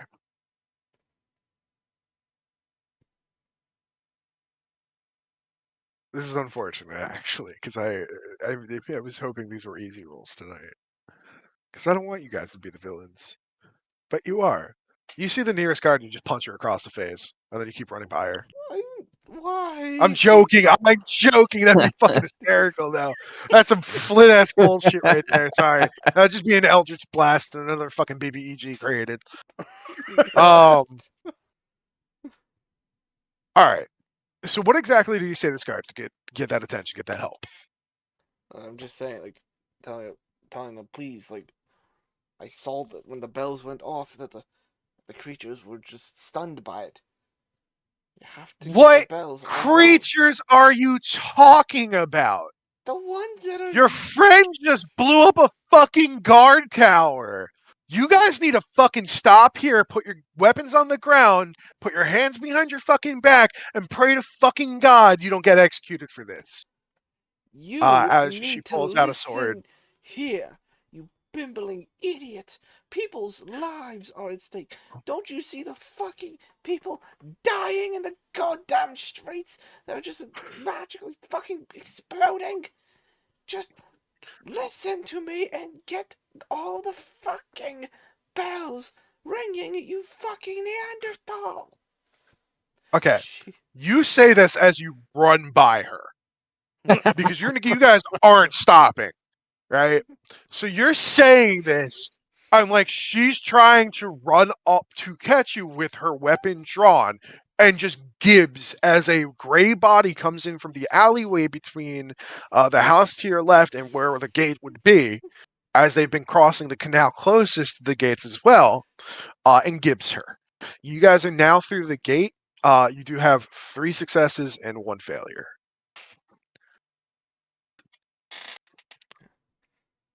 Okay, so we're back. You just got a guard killed. How do you feel? It's not my fault. I tried to warn Erlinda drops the sunglasses It's on. not your fault. Should have listened. Linda, it's not your fault. Yeah, it's not. I tried to fucking warn her. She wouldn't listen. She was too prefixed on you blowing up a tower. Okay. So let me describe the central square here. As you get into the central square, you see a dwarven figure in a cloak pop out from behind the gate and say, "Oh God, I can't do this accent." That's not what he says. That's what I'm saying right now. Hold on, let me get some water. He pops around the gate. Oh God, I can't do this accent. Excuse me, folks. I can't get into the accent right now. Just give me 2 seconds. I promise the gray bodies won't catch up to you. Oi, Get fucking gibbed. much better. That's not. I'm Yeah, talking like this. that's all right. Humpy. My name is Firth Wall, spelled Plmup-Y. I'm stroking out over here, not to be weird or anything.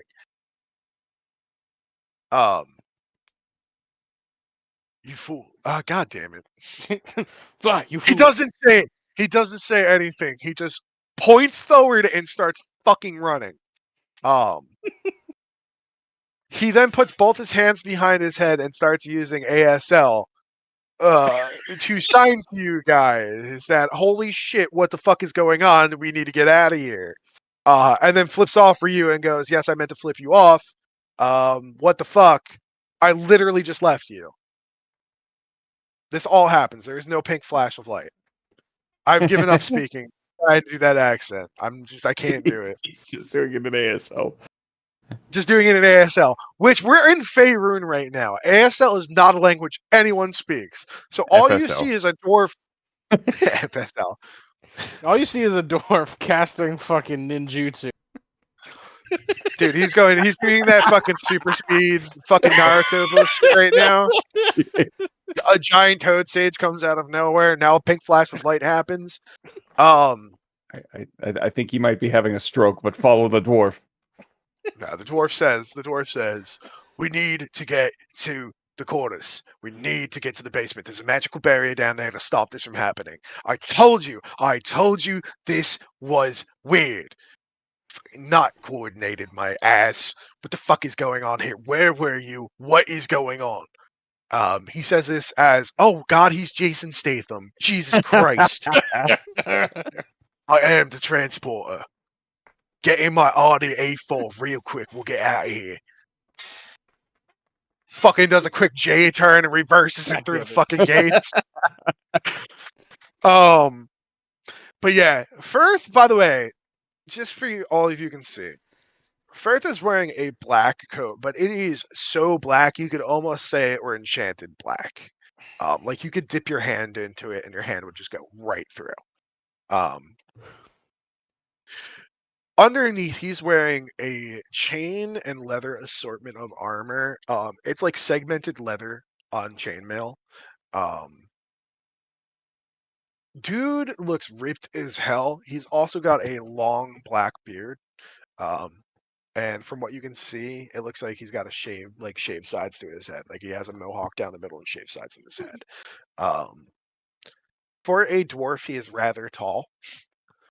Like he's short human tall. Well, not short human height, like tall child height. Maybe?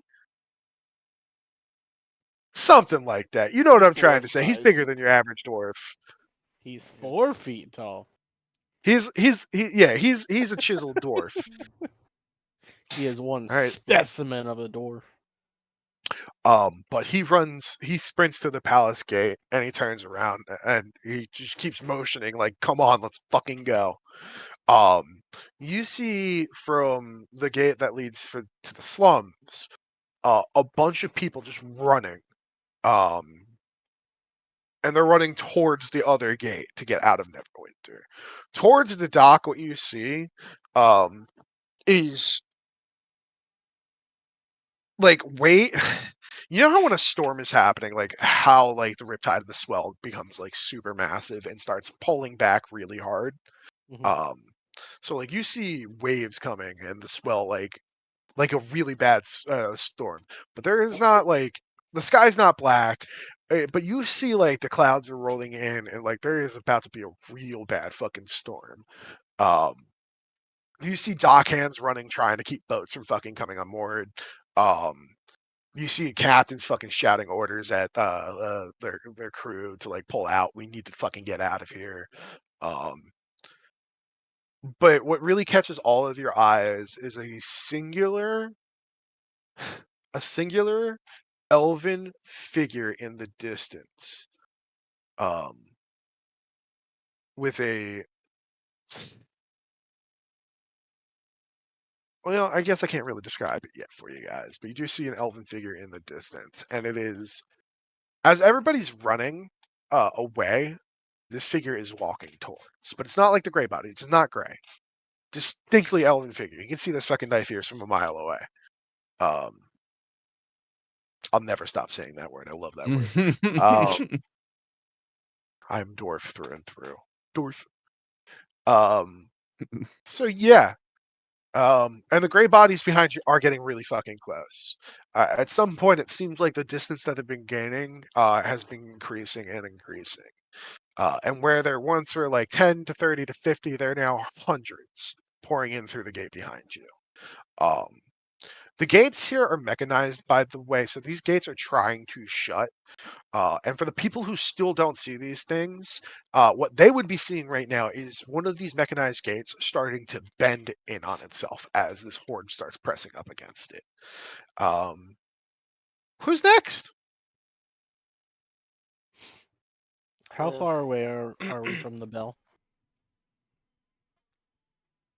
All right. So you're going through a whole ass noble quarter, right? Yep. Before you even get to the royal palace. Mhm. And you'd have to get through like to the middle of the royal palace to get to the base of where this spire starts. Okay. And the spire goes up quite a bit before you get to the bell aspect of it. And even then, to get to the bell from the bell tower itself, you have to go up a couple of flights of stairs. And even then, after that, there is a single stool you have to climb up on to get to the bell. Okay. Besides all that, from your description, I thought we were at the doorway into the castle to where we were going. No, we are in the main square right now. So we have just Okay. run through the the market district.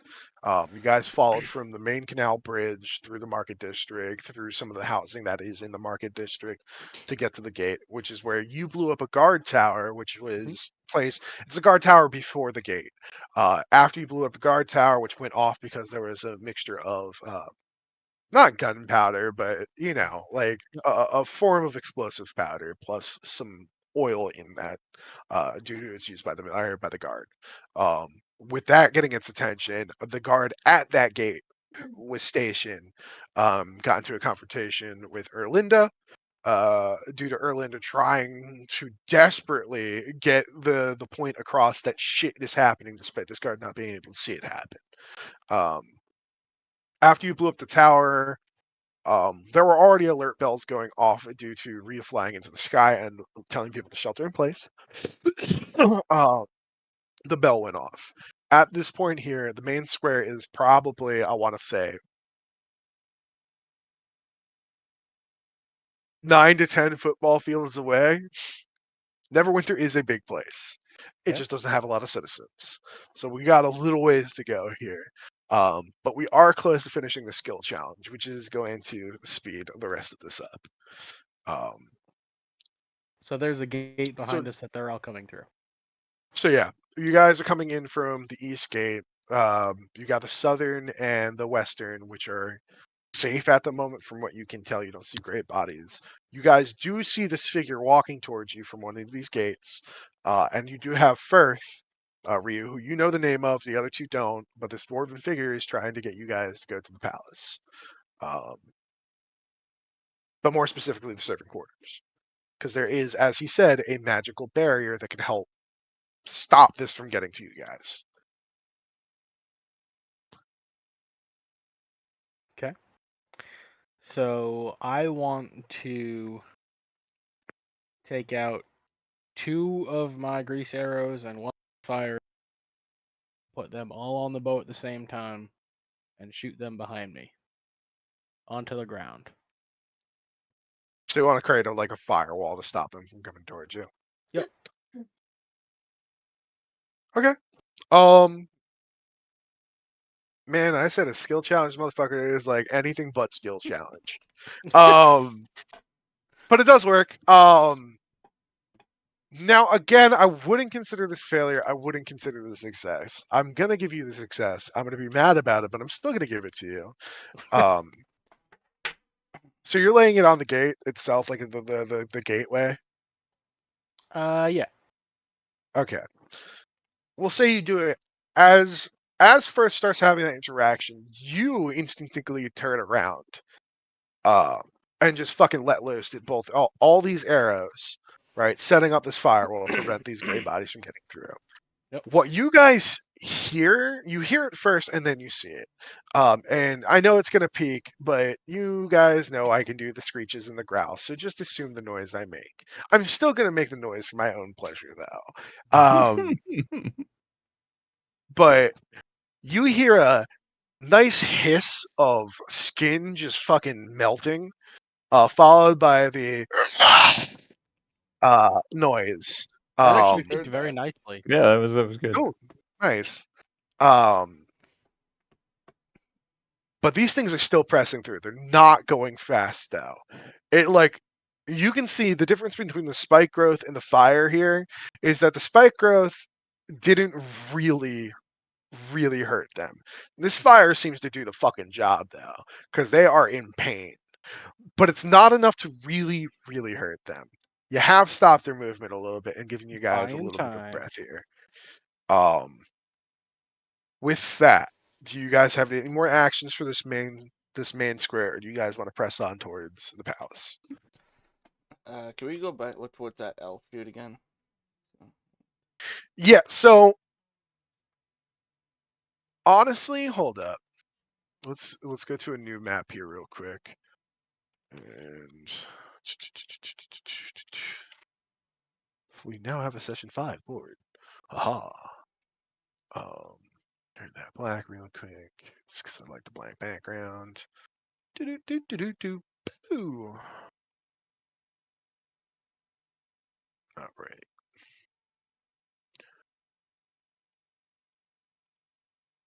So down here, that's where you guys are currently. The right-hand side is where you guys just came from.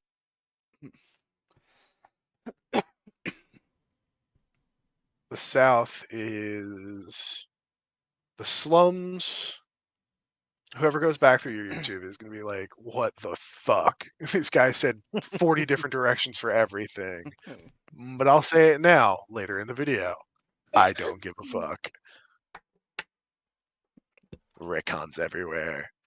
And then to the left is the docks, right? And then imagination, it's all the same fucking color. Hold on, we'll do.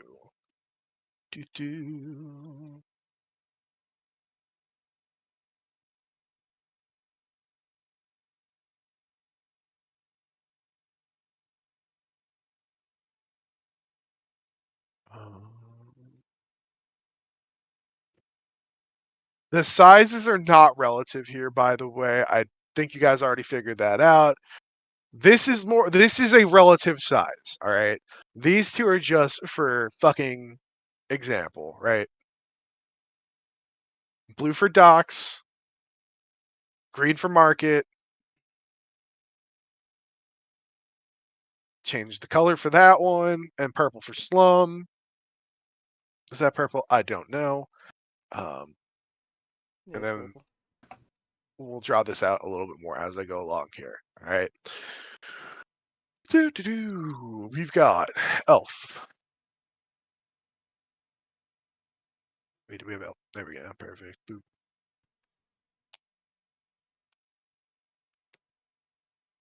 Sorry. As you come in from the right-hand side here, and you're looking across after the fucking fire bullshit here, the elf is down over here from the docks coming this way. All right. Firth is at the top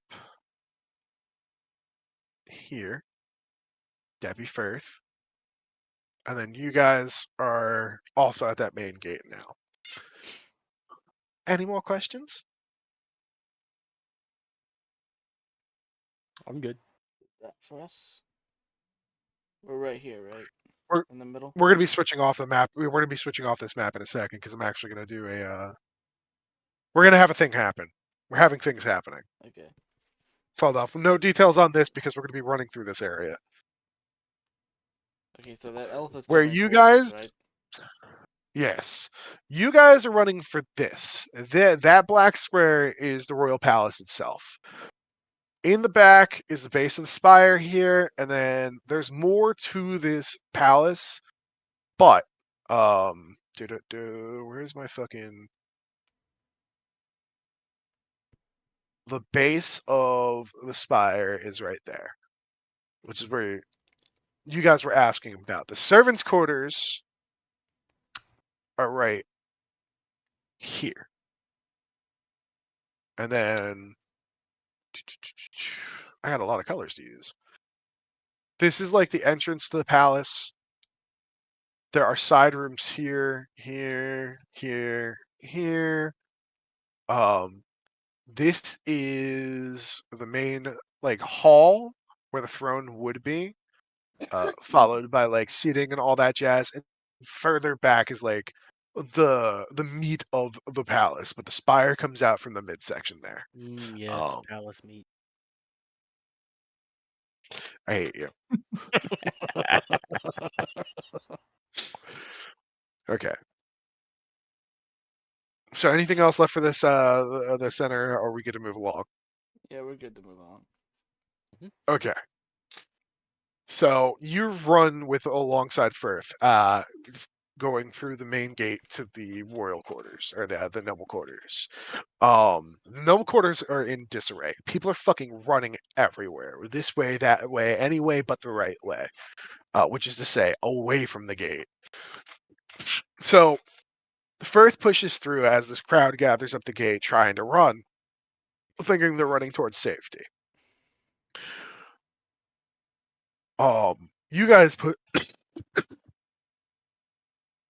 You guys push in behind him, but you guys are pushing up against a very strong crowd right now. But the gray bodies are almost right behind you at this point.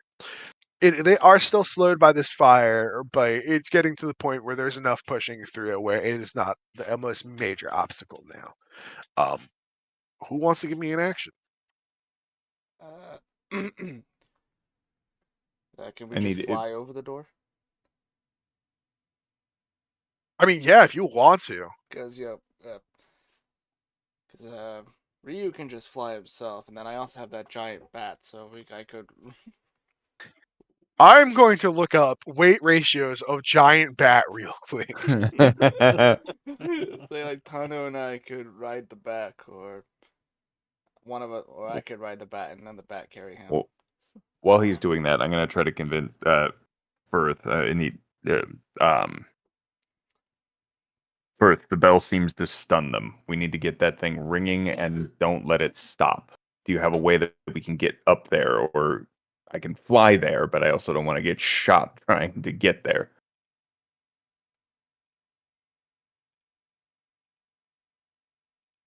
Oh my god. There's no fucking way this actually works. Oh no. We're slowly starting to realize he was mistaken and be a giant. It can carry up to 360 pounds.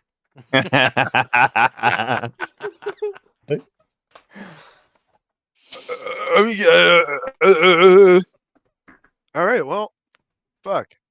You just Tristful Glades through this motherfucker? Is that what you really want to do? You really want to just fucking Undercity this shit? I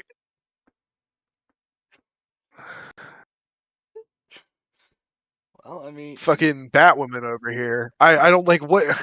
I'm so fucking confused as to why I gave you this. Hey, you gave it to me, so Seemed I'm like a gonna good idea use at the it. time. I did.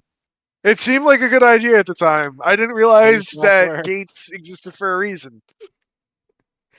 And that I Yeah. don't like flight at all. Which is why I was going to be so mean to Milk about it, because he wanted the armor thing. Damn. Oh. Damn, son. Well, Well, I'm gonna drop. it's not the most broken one. Sorry, yeah. Okay, I'm gonna summon the bat. I said, all right, everyone, I've got this giant bat. Get on, except you can just fly yourself. Be bold of you Um, assume I could just. So let's before we go on, I just need to describe to you how this looks So Wait, who what's the fly here speed of the knows bat? the Sorry. fucking? That's a good question. Actually, I didn't look at that. Because if it's faster than me, I'm gonna ride on the bat. Oh Jesus Christ! Let's take a look. 60 feet. Yeah, I'm probably gonna just ride on the bat. God damn it! Well, right. otherwise I'm gonna be like straggling behind. I think that's funny as fuck, though. But also, I get why you would want to not. God damn it! Right in the magic school bat. Everybody get on board. Right in the magic school bat. Would it be able to carry all four of us? Well, Maybe not. Probably not. I will say though that so if you pull out this bat, what's gonna happen is you're gonna throw this fucking creature ball. Statue. Never a little Generic figurine. creature sphere. The creature red cube. and white creature cube. It's a creature cube. No, it's white and red. Just Oh, yeah. my bad. So on this statue, there are instructions. It's like a little tag that's on it that says, all you got to do is say the activation word, which is just a quick catchphrase, like "Let's battle," and throw said statue. Gotta catch them all. Okay, No, you gotta Turn your hat all the way around. I'm not wearing a hat. Oh well, then it doesn't work. as soon as you pick up the statue, a magical trucker hat appears on your head, which then turns itself around as you release the statue as you throw it. That's a battle.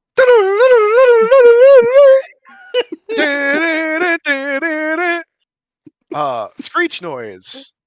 You see a magical menu appear in front of you that nobody else can see that says, hold on, I'm gonna think of good ones here. Action item. It's literally Bonus action, ag of holding, flee, and stat block. Well, I guess we'll pick Flea and then everyone get on. That's not Ryu. That's not Gray Mass has Gray Mass holding special ability, cannot flee the battle. And you just hear a click. No, I'm joking. No, but you do throw this idol, and you see a bright flash of light and a red beam come out of that flash of light that then turns into a giant bat. This bat also looks at Ryu as soon as it comes out and just screeches at Ryu. You can sense there's a rivalry between bats and Alkins. Okay, and he just confirms it. There is now a rivalry.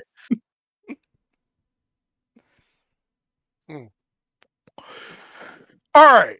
So what are we fucking doing here? I got lost in the sauce there. Alright. Alright, we're gonna ride the bat.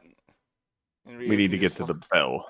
Yeah, so we're gonna fly up to the bell and hit it. Keep hitting it. Once I'm within range, I want to shoot an arrow, regular arrow at the bell, Okay, yeah, that works too. and try to keep that up until we actually get there. All right, just roll me a fucking animal handling check at this point. Alright. All three of you, or anyone who's getting on the bat, fucking roll me an animal handling check. I rolled 7. 18.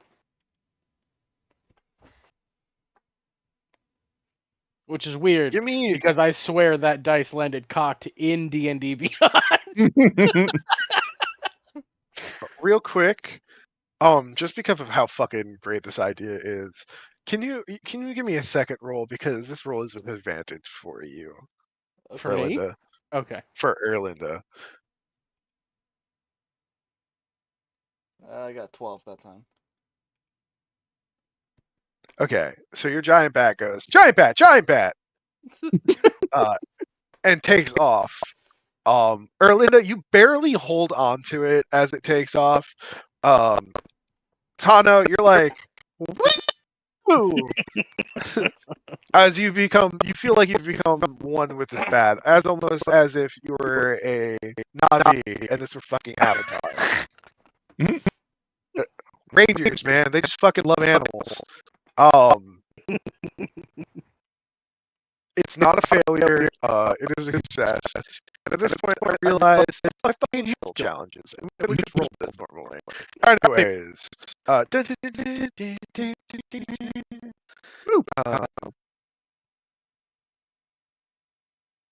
you guys are successful. You just fucking get over the goddamn crap. Get out of it. You got places to go. Of course, I Giant said bat, giant bat. we love you, giant bat. Giant bat. I have stronger opinions. Giant bat. Giant bat just flips you off. You see part just raises the tip of wing. Yeah, it's not really middle finger, but like middle wing. Yeah, middle wing. Yeah. Right back. This is the like Rick and Morty, just like middle fingers back, like circle. Look at me, Morty. I'm giant bat. Okay, so how are we gonna end off this event? Okay, so you guys rise above the crowd. Generally. And what you see is the gray bodies in this crowd meeting in that center square, and it is not pretty. Well, some people do escape through some of the gates. The main body of this crowd just gets annihilated by this gray mass. As you guys get into the sky, you see something that I don't think any of you were ready to see. But you see, first off, you all smell oranges now. As you get into the air, it starts getting stronger the higher and higher you get. Yeah. Damn. Sorry. And you see a tide of hands poking from the ground coming from the market district. And as you look down on them, you can just see all the hands, like hand facing it up, following you. And they all open the hand at the same time and do that motion, and all you guys can hear in your heads at the same time is the word fools. And then you see the hands close, and then the hands open again. You. And the hands close, and the hands open again. They're going to keep doing this every time I say it words, because I'm not going to keep saying it. Fools, you cannot run. We're not I running. told Flynn I wanted souls, and he brought me you.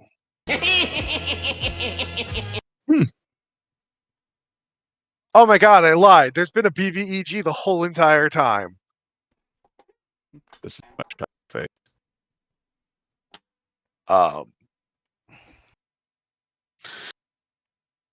It doesn't do any psychic damage. It doesn't do anything like this. At this point, you guys are accustomed to this Lich's telepathy. But man, those oranges smell good as fuck. So you guys soar over this crowd. You watch this massacre happen, Well- and the Lich is now in your heads. Well, we were supposed to hit the bell, right, to stop them from moving. That was the whole point. Well, we're getting to that. We're getting there. We're getting there, buddy. Stop trying to rush the red-headed god. Sorry. So a lot of shit's happening here. You guys can see at the bell tower are a bunch of guards. And you can see quite plainly the King of Neverwinter as he looks down on the crowds beneath him. The next thing you see is the Lich pop in behind the king. Raising his hand, you see a beam of pure energy get released from this Lich's hands. And you see the King of Neverwinter go from being a fully formed human being to being a pile of ash in front of you. Followed by all of the guards that are standing by this bell being raised off their feet as the Lich raises a single hand and brings his fist to a close, and the heads of the guards pop. The Lich then brings his eyes and stares down at all of you. You go to shoot this bell, and the Lich literally just puts a hand in the air and waves, and the arrow just falls to the fucking ground. His mouth doesn't move, but you do hear him say, "Nothing you do can stop what is about to happen to you. The fate of this kingdom is sealed, just like the fate of your friend Flynn was. You're next. Your souls will be mine, just like the souls of this city." You guys picked Firth with you on the bat, right? Yeah. I thought we did. Yeah. Okay. Firth just goes, oh shit, hold on. Jason Statham. He's Austin Powers now. Transporter. Oh, baby.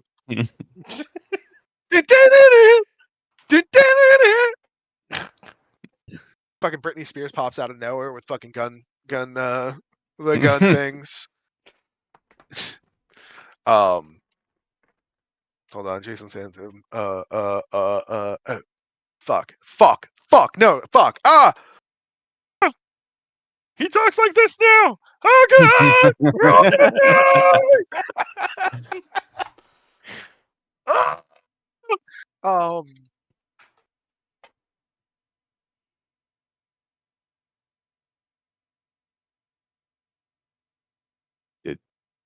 Oh shit, it's not good. Friend of yours? Mutual acquaintance. I would say more than mutual by the looks of it. I do believe the king's dead. Yeah? We all just saw that, right? Yeah, that Yeah, looked like what happened. Alright, we really need to get to the servants' quarters, like, now. Right? Point us to the way. He points straight down, and you guys see a wooden door on the side of the castle. You guys want to just dive straight for it? Yeah, dive bomb straight for it. Okay. As you guys arch, right? The giant bat and you, Ryu, arch at the same time, right? Just to fucking go. Yeah, fucking.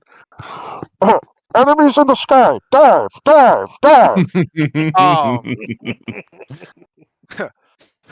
Altitude! Pull up! Hold on for a moment. Terrain. All right. Flight controls!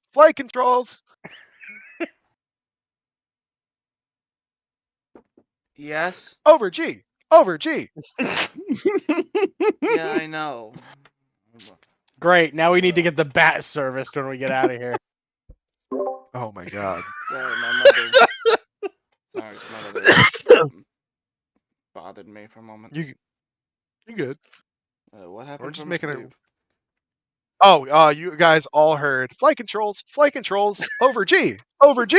Terrain. And now we need to get the bat serviced after this. Your bat's saying some weird shit, man. I don't. I mean, he's doing his best. All right, I'll get him looked at. Oh my fucking god! The bat's mouth is just agape, and it's just this voice. And then the bat turns its head and looks at all of you, like tries like you know he can't see you, but he's like got his head over his shoulder, and he goes, "Giant bat!"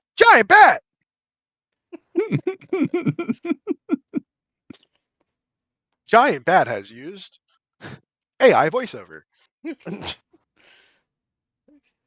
It was mildly effective. All right, so you guys start arching and then get into that fall, right? Where you're just letting it go and trying to gain that speed going in towards this entrance. Because it is imperative you guys get the fuck out of here before that Lich gets to you. You guys see the Lich jump off the bell tower as you guys start descending and goes into a free dive with you. And it looks like he's arching himself to you. And you guys go 5 feet, and this lich is Arrows. getting close. And you guys are Arrows. 10 feet. And then you just hear the lich go, flight control, over G, over G. No, he dips in with you. And then you hear it before you see it. You just hear a boom as the lich gains a massive amount of speed as he flies to you. And you guys are just an inch away from the door. And he is so close. And you guys barrel through that door, breaking it completely open, slamming into the room behind it. And the lich just misses you by like a millimeter. The hair of the chinny chin chin. And it's really close. But the lich fucking slams into the ground with it. Not face first, but he does slam into the ground. And you can hear him hit and go boom, and then fucking right into the wall as he breaks into the stone walls that surround the keep. For the moment, you guys are alive, and the lich is not in sight.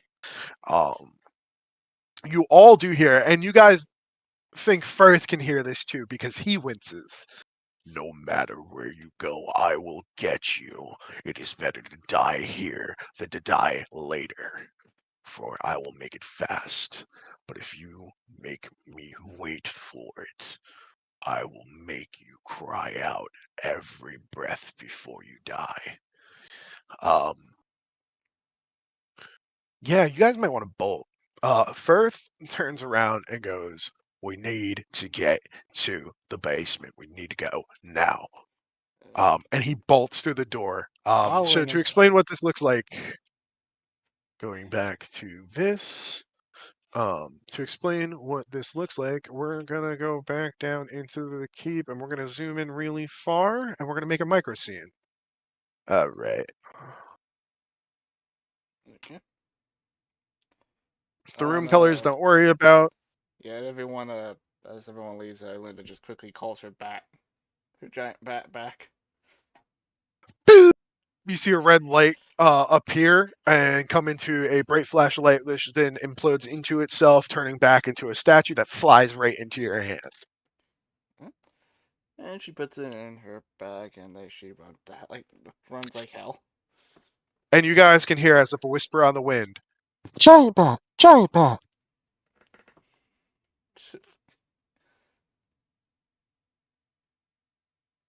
I missed that I one. love giant bat. Oh, giant bat. Yeah, giant bat, giant bat. Okay. I've learned that if I make a big square and then put a smaller square in, I can naturally make walls. Holy shit. This is tech. I'm learning tech, bros. He's learning the system.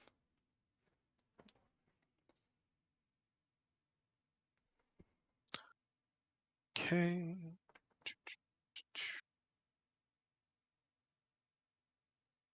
Oh my god. This is next level. We're getting good. Okay. Boop, boop, boop, boop. So.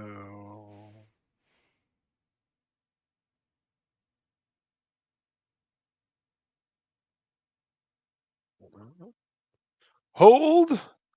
That's the doorway you guys came through. And to make that more noted, boom, you came through this way, crashed through. Firth is running this way. Wait, fuck. I was gonna make an arrow with an arrow. All right. Oh wait, there was more I needed to draw. Fuck.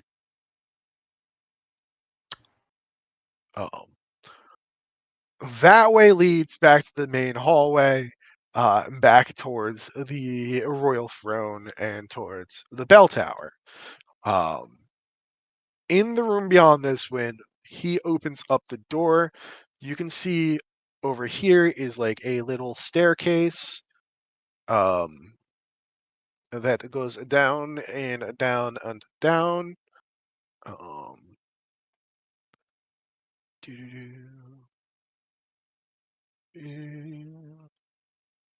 Depending on your perspective, that could look like it's going up. illusions. But there's a staircase that lays downwards. Again, for the moment, the Lich is not in view. He is still communicating with you via telepathy. What do you guys want to do about that? Well, let's just ignore him for now and just get the hell out of here. Yep. All right, what Following the dwarf. what are you fucking idiots doing? Come on, get down the staircase. We're gonna fucking die. Well, we're As as fast Firth as we literally can. just jumps. You don't see he's not running down the stairs. He jumps over the fucking hole in the ground down into the black well that you guys can see from here. Go ahead. Yeah. Sorry. No, I just. Okay. Yeah, no, you go ahead. Yeah. Do we have? Do we still have the body of Donimus in the bag of holding?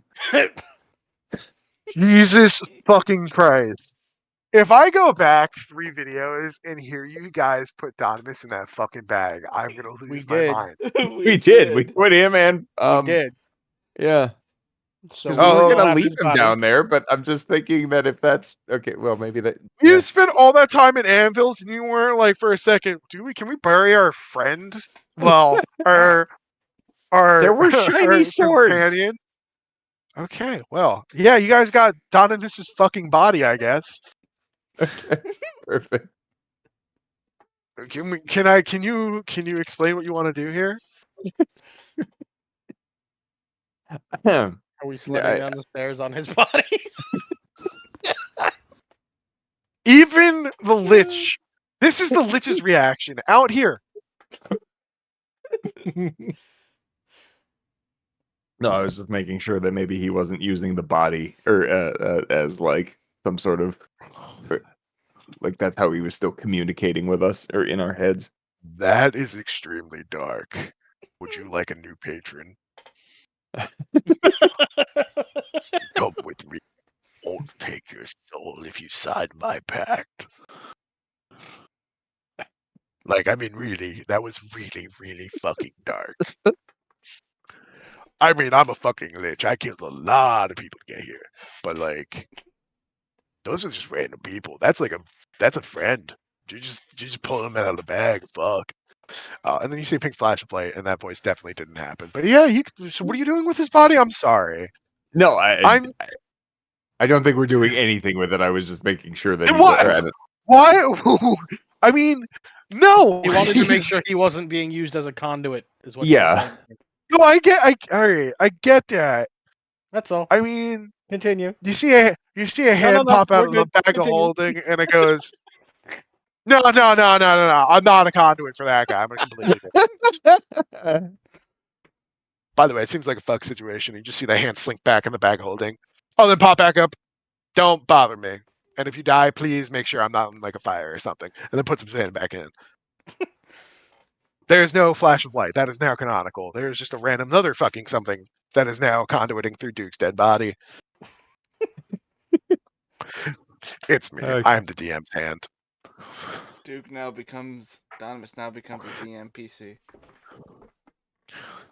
No, it's like a pet character. You guys will get a spell that says cast Onimus's hand. You'll just get a little hand pop up. Beautiful. It's like a joke summon though. Like it's got a joke overdrive to it, like from Final Fantasy X. It does like 1 damage. Ah, my Summon hand Duke's hand, and it's just his hand flipping you off. throws a javelin at you. Goes back into the ground. From melee range. Misses It's like the hand of Vecna. every You time. put it on, and all you can do is throw javelins from then on. Throws a javelin, 0% chance to hit. Okay. No, it's not conduiting through Duke's body. Okay. But when you do pop open the bag of holding to just double check, you do smell decay. It smells gross in there. You might need to get that cleaned. You did see a service for that on an ad back in the market district, but you're not sure if that guy survived. All right. Well, Down the staircase. We go. down the dark and scary hole. Run you and go jump. Okay, I want you to give me a fucking athletics check right now, and you cannot worm your way out of this. Athletics or acrobatics, or can I choose? No, athletics. Okay. No, acrobatics. Make up your mind. Acrobatics. Fuck it. I would have rather went with the athletics check. 17. Okay, well, this was a DC 20 check because this is a Fuck. dark fucking staircase in the floor. You're Yep. jumping. Okay, you running and jumping to that. I want you to know you fucking slam head first into the wall. Cool. And then you just hear, you two can hear just as his skin kind of presses off of the fucking rock and he cartoonishly falls back into the hole, and then you just hear bang, bang, bang, bang, bang as he falls down the fucking stairs one by one. And then you hear a big oof as the dwarf at the bottom of the fucking stairs gets hit with his fucking half elf. So what you're saying is What are you fucking doing? Come on, we need to go. it was Fucking the fastest way asshole. down. We need to get to the basement. Let's go. Oh, go! Come on. Now he's become Arnold. Fucking Arnold. Yeah. Get to the basement if you want to live. We're going. He's We're kind of dipping going. Dr. Nefario there. Ow. Well, just stop fooling around and run. Oh my god.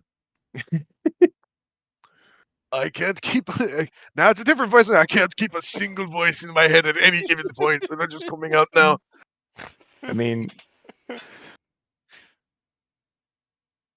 In next session, we find out the fate of our favorite gnome, Ricardo Suave. Well, you can get that one down every time. You guys, for all of 1 second, have an out-of-body experience as you can now see the central market gate. And you can see a handsome gnome in a leather outfit with a very, very curled mustache. With his ornate rapier, as he crawls among the bodies, hiding, going, at least I'll never know I'm truly a coward. And then you guys zip right back into your bodies.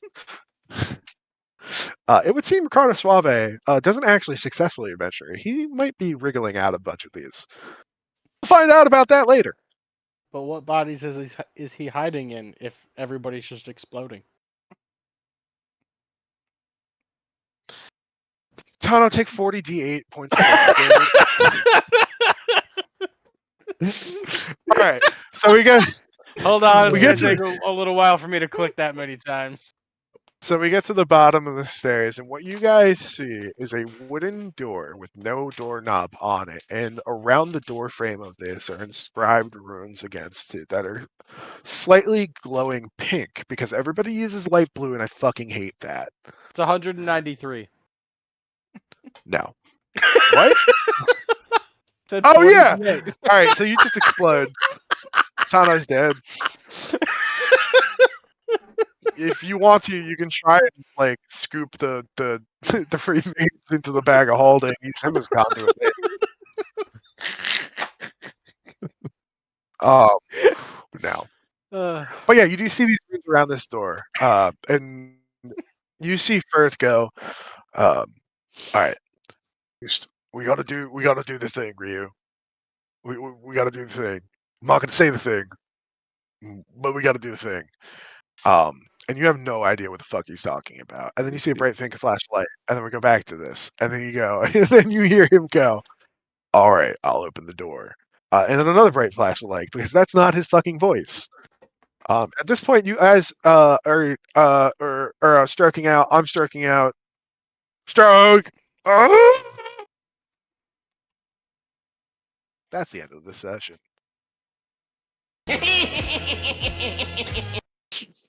The biggest shitpost of a shitpost if we just really did go out there. All right. Just give it a second. They know we're here. And hopefully that lich doesn't come down the stairs. And as soon as he says those words, you do hear the creak of the door as it starts to open. You also see the little toesy woesies of a lichy witchy as it starts popping down the stairs. Was that a mole? Who wants these toesy woesies for their deadsy wetsy body wadsies? I like but no. toes. Door opens up and you guys get fucking pulled through the door, and as you have In the same second the door opens, you guys get pulled through. Like the people were prepared to pull you through. But you get yanked. It's not a gentle pull through. It is that of a bugbear gripping the back of your collars with both hands, and one big bite to the back of somebody's collar. Somebody who wants to be the one who gets bitten by the back of the collar. Why not? All right, Tano, he's got the back of your fucking collar in his mouth, and he pulled you guys through that doorway. As soon as all your bodies clear that doorway, he kicks the door closed. And what you hear is a bunch of pounding, not just one hand, not just two hands, but like hundreds of hands knocking against that door. And every time you hear a hit, you see the wall shimmer this bright pink light. And for a couple of seconds there, it's just a solid pink light. And then just starts kind of like rhythmically pink, off, and then slowly pink, and then a couple more seconds of silence, pink, and then it fades away again. And you guys just went from this like blacked out stairwell. Like it was dark. No torches, nothing like that. The only thing you guys really did, I mean, fuck, you guys all have dark sight. Yep. Yep. All right, well, it's not pitch black. Fuck. All right.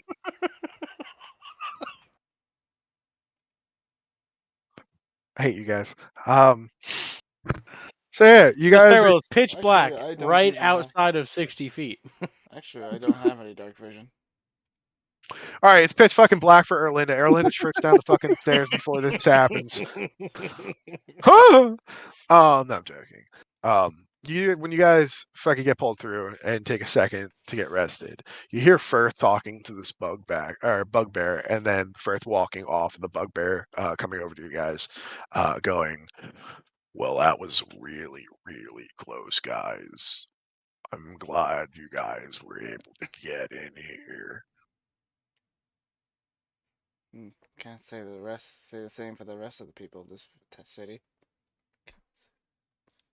Well, it turns out the rest of the city was being infiltrated by a lich. Can you spit me out now? I want to hold you in my mouth a little longer. Okay. You taste salty. And I'm just hanging there, limp. Kinky. No, you're not. No, you're not. You're fucking standing in front of him. You know, like sometimes I do have to come in here and say no. No. You can tell this bugbear's really straining to like talk properly. And not be like growly growl. That yeah. fucking dog. There are more people in this area. So what you're looking into is now this sidewall here, this purple box. You've got not that. The fuck. Over. Excuse me. I can't. Button's not working. Why buttons not work?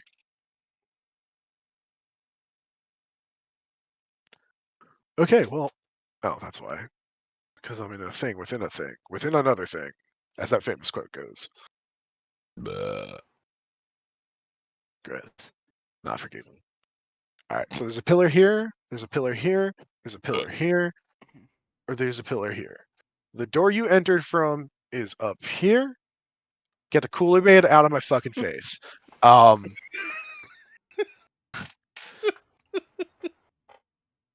Get that Kool-Aid man out. Get the fuck Kool-Aid man out of my face. You got Bugbear there. You guys are standing in front of Bugbear. Firth walked over here. And then there's like a bunch of people, like refugee-esque people, almost as if like these guys kind of scrolled them in here. They're all over the place. We're back to simple maps, folks.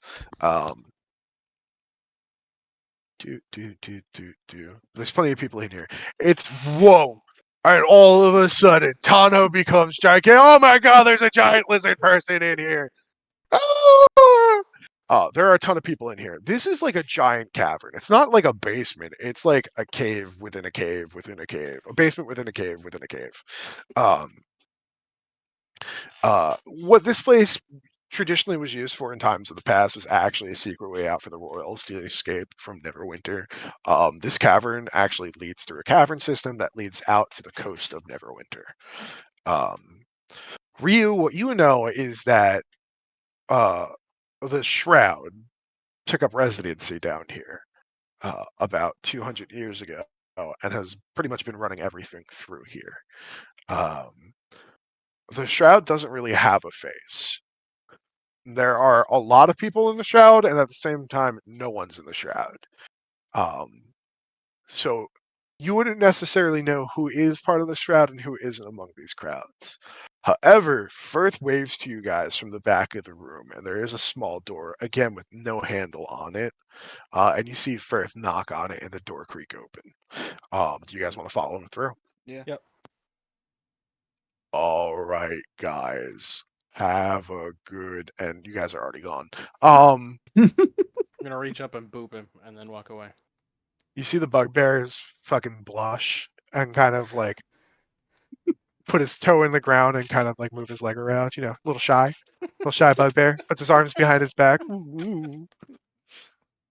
Think Come Donna's hit got a me secret up admirer now. anytime. All right. You guys get up to this door and you see a small room. And even for those of you who do have dark vision, cannot see through this darkness. It's almost as if it's magically dark. Yeah, that's He right. doesn't like the fact that we have dark vision. Yeah, it's almost like I didn't plan for magic darkness, but magic dark's gonna be fucking everywhere now. No, I originally didn't plan for this. I feel like you did actually. I did. It was part of the original lore behind this place. You hear Firth a little distantly go, "Hey, come on! It's time for us to see the council." That's not how I sound. Close enough. Oh God, Close enough. it's close enough. Anyways, and you hear, "Yeah, get on in here. I know, it's not weird or anything, but you should probably get on in here." Shut up, Plumpy. That's not a joke. That's not me. That's what you're hearing. Plumpy's part of the council. Man, I really want to step the diversity up of Neverwinter. Big green Plumpy's a fluffy canonical monster. So what's so wrong about having a big green ogre? Not a ogre, Yeti. I'm a Yeti. I keep forgetting that I'm a Yeti, which is weird, but you know, what's so wrong with a Yeti being on a shadow council that runs over the whole entire Neverwinter city? Hi, I mean, Plumpy. you know, it's kind of a little. Hey, look at you, cutie. Would it be weird or anything if I said hello? Would it be? No, not at all. Oh, but what about me, guys? Jesus. Oh God. I'm joking. I'm still in that jar. Remember that jar of me that you got? Yes, I know. I'm gonna shut up now. It's not fair, but at least one of us is real. Are you saying I'm not real? No, I'm saying, Oh, okay. I'm saying. I don't know. I'm fucking. Yep. I lost it. I lost the sauce. I'm lost in the sauce, All right, man. Shadow Council. Sorry, guys. No, Plumpy is here, by the way. That is not. I'm not joking about Plumpy being here. That's not the joke. All right. No, but it's not Plumpy. This is just the guy who sounds like Plumpy. This is not fucking Plumpy. That's the joke here. Get on here, you guys. Aw, It's man. time we gotta talk. All right, here we go.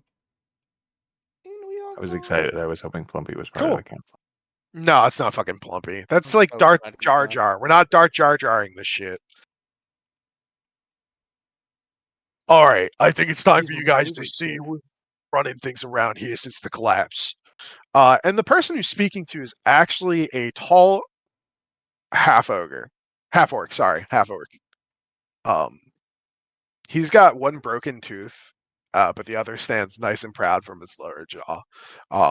He's got a very, very long hairstyle. It is jet black as well as mutton chops. He's wearing full silver and gold armor. And he is sitting at a desk with 4 other people, 2 women and 2 other men. Come on forth. I think it's time to talk about what's going on around here. And those gray bodies that are fucking destroying the city. Yes, let's I'm get listening. to it quickly. We don't have to worry about time here. Time's dilated here. We have a bunch of mages working on that at the moment, actually. When you step through that door, you actually stepped into another realm. It's a micro dimension, if you will, actually. Ooh, fancy. That's Um, the second one this week. In fact, that's You the guys second have been one though. today. Wait, what? You've been to a different micro realm recently? What the fuck is going on here? These things are supposed to be rare. Yeah, well, I don't know. They were selling. I mean, not to be weird or anything, but I really honestly thought I had the only pocket dimension around here. I Some don't know. It random moves. convenience store. All right. Well, point being is there's nothing we can do for Neverwinter. It's over. That lich converted pretty much everybody that was left up there. Well, those gray bodies were some very unpleasant things from a different realm that he had summoned here. It's been his goal for a very long time, actually, since before the calamity even started. Um, one of your friends that you had brought along for your adventures, Ryu, not that it was in your control, was a warlock by the name of Flynn. We had picked up on our radars that he was an occultist who had been following this lich for a very long time and had become a pact member of his. We wanted to keep him closest, which is why we put you near him, because your potential second target was Flynn. It turns out that the lich probably did the job for him, I'm assuming, given the fact that I don't see him standing here. And we But have it his dead also body. looks like you. What? You have his dead body. Yeah, these guys are pretty fucked up, man. You have your companion's dead body. And the voice that you're hearing right now comes from the woman who is all the way on the left of the table, who happens to be another Owlkin. By the way, it's Yeah, pronounced cool. Owlin, not Owlkin. Oh no, this is Owlkin, bitch. This is Okay. my world. Alright. These are Owlkin. Alright. You know what? You're a Zard Incoming person now. Boomkin, No let's Liz. go. No Liz, only Zard. You are a Zard, a reborn Zard person. Charizard. Adventure quest. Oh my god, he got the fucking reference. Not to be weird or anything, but I fucking love that game. I was an ex-Guardian. So was 1999. Oh, bruh. Oh my god. Lifetime. Oh, I you know what? tried to Still get have the into my access. old account and could not, and I fucking sent them an email and find it. Made another account. Yeah, I'm gonna be doing that after we're done with the session. Anyways, I would like to know what happened to the guard of the the captain of the guard that was escorting you and your party.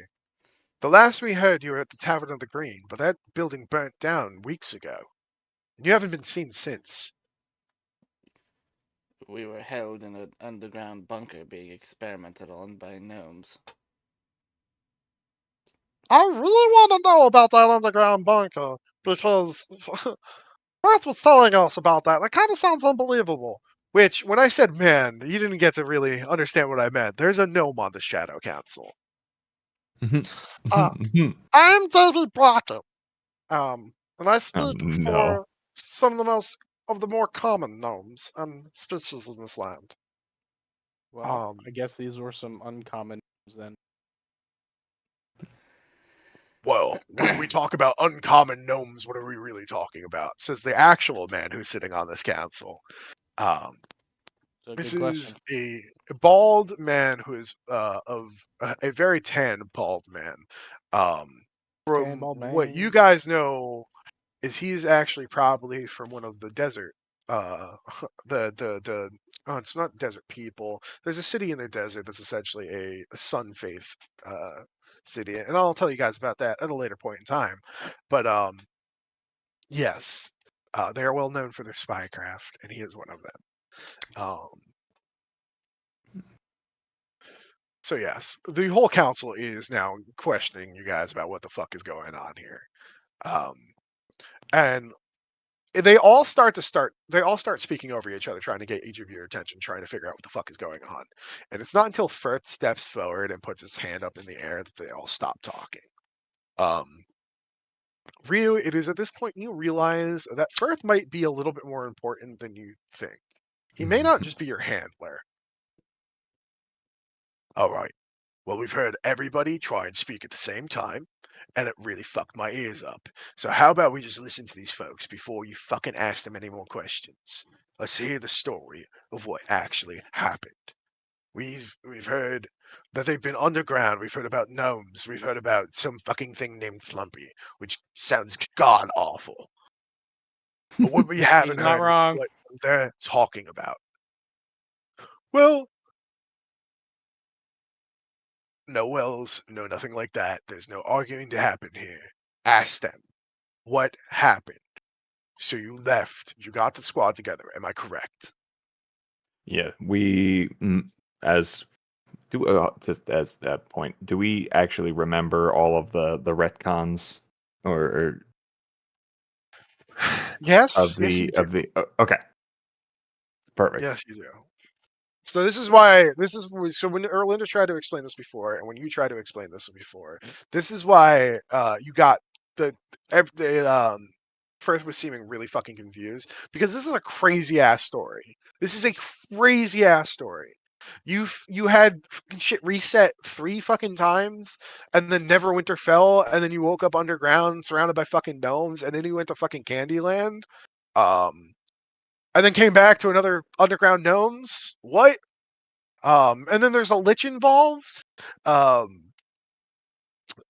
as soon as you mentioned lich, that's when Firth stopped you and was like, "Wait, okay, hold on. I believe you, but you have to explain this to the council."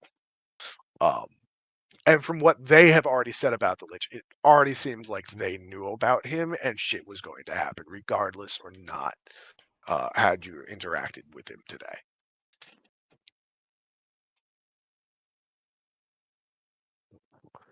So you guys just go over that. You guys just go over that again with the Oh council. yeah, that about sums it up. Cue montage. Yeah, I was gonna say, do you want us to lay it all out again?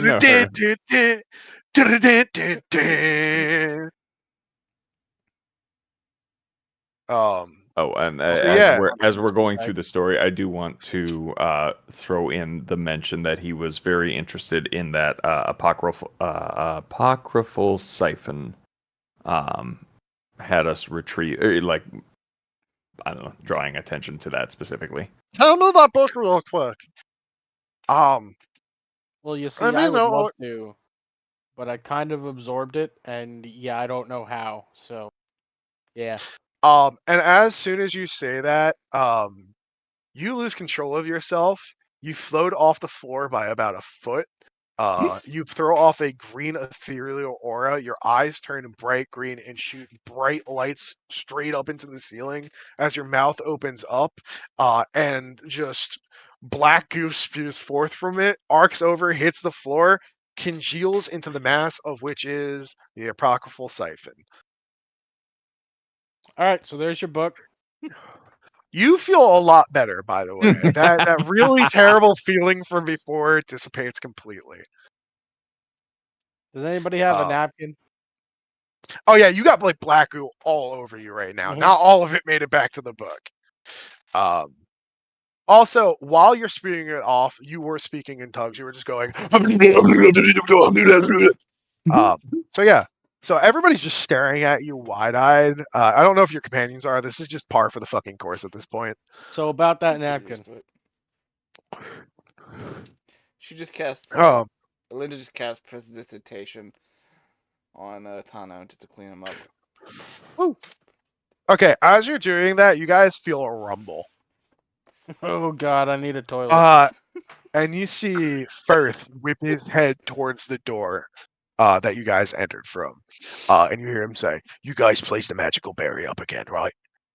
you have somebody watching the barrier, right? And you hear the gnome go, "Oh, I'm watching the barrier. What are you?" And he explodes. You guys feel a surge of arcane energy all around you, like the hairs on the back of your neck stick straight up, and everyone in the room has a voice popping through their head. Um, you thought a simple barrier could stop me. I was the one who wrote this spell. The arrogance of which you had, thinking you could stop the Lich from taking what was rightfully his. And that's when the screaming starts in the other room. The other council members look at each other. The gnome actually uses a gnome's an asshole and uses a gateway spell and leaves. To where he goes, no one knows. The desert man drinks a potion of invisibility. But the fun fact is, you guys know he just drank a potion of invisibility, so you know he's still fucking here. Firth goes up to you guys and goes, "Prepare your weapons. This is about to be a fight." And the two ladies huddle together, and you just see a beam of light come down from the ceiling, hitting both of them. And then the light disappears, and you see two shiny golden feathers fall from the sky, or fall from the ceiling, onto the ground. Some celestial shit, bitches. Yeah, so Firth is still with you. Fucking assholes. The last time I put a Shadow Council together, I'm telling you right now, nobody can be trusted anymore. Let's just hurry up and get this over with, so we can get out of here.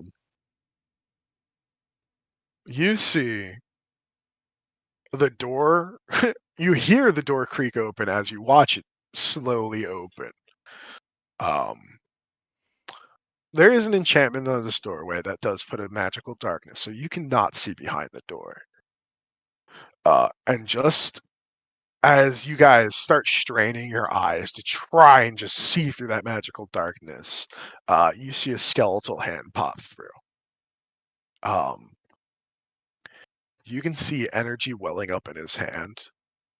In your head, you hear, "For those who would not face me face to face, turn to ash before I enter the room." And as he lets off a disintegrating ray, Firth pulls out a scroll, and you see a red beam of light pop out of the scroll, and you see the spell fizzle from the Lich's hand.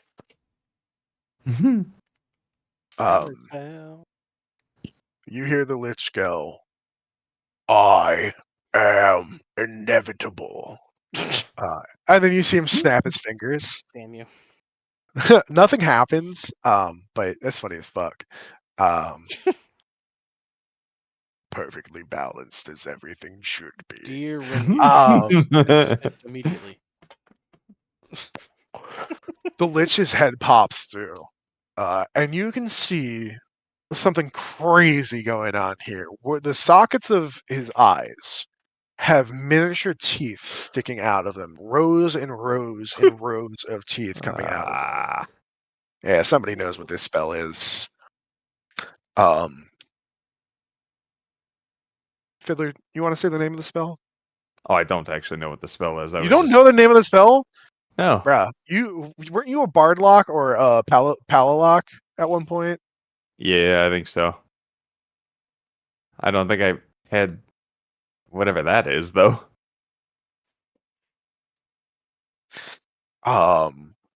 Okay. So what this spell is, it's called Eye Bite. It is a 6th level spell. Okay, I know the spell. Alright. For the duration, the eyes of the user become an inky void imbued with dread power. One creature of your choice within 60 feet of you must succeed a wisdom saving throw or be affected by one of the effects of the following duration. So yeah, Tano, I want you to do me a favor. I want you to throw a wisdom saving throw.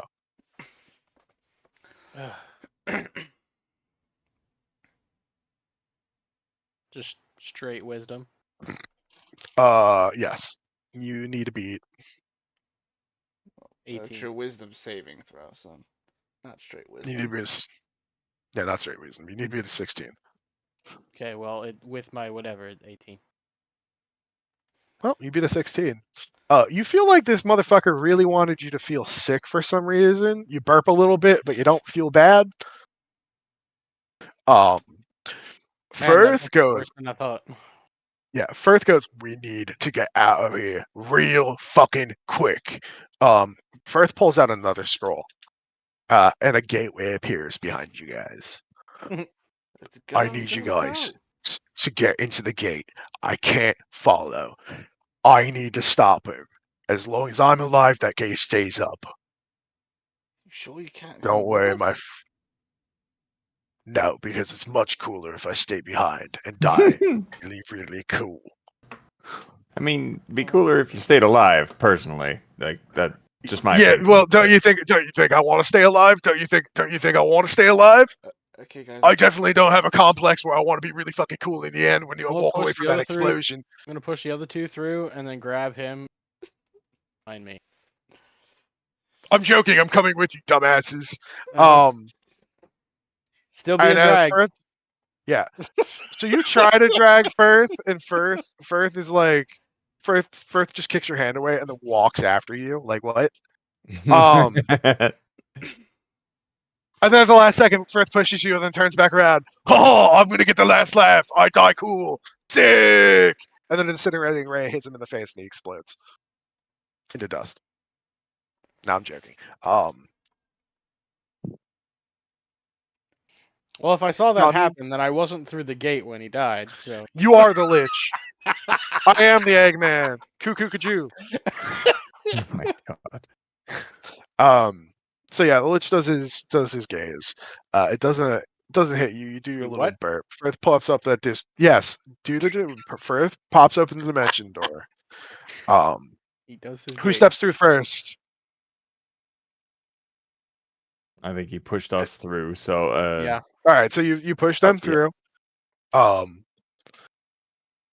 Tana, you try to drag him, but seriously, Firth just kicks your hand, pushes you through, and then follows behind you. You guys. So you guys see a bright flash of light, and then you guys, everything comes into view, and you guys are standing in the middle of a jungle. There is nobody around you, nothing around you. It is just pure jungle. And when I say jungle, I mean you're hearing birds caw at each other. You're seeing shit move through the branches. For you, there's a snake on your shoulder right now that's going to try and choke you in a second if you don't get it off your shoulder. Erlinda, there's a gecko looking at you, just blinking at you. Tano, you're upside down in a tree because the dimension gate kind of dropped you in the wrong place. And Firth is just standing there naked in like Terminator pose when Terminator pops through the time. It comes to the time Superhero as that pose. goes on. Yes, exactly. And Firth goes, "Oh god damn it! I hate when it does that." I eat the snake. Nice dick. Okay, the snake did not prepare for this. Does anybody have peace speech? Nope. Don't think so. No. Damn, it was Okay. the Firth just goes, "Damn." Erlinda, what were you about to say? I said nice dick.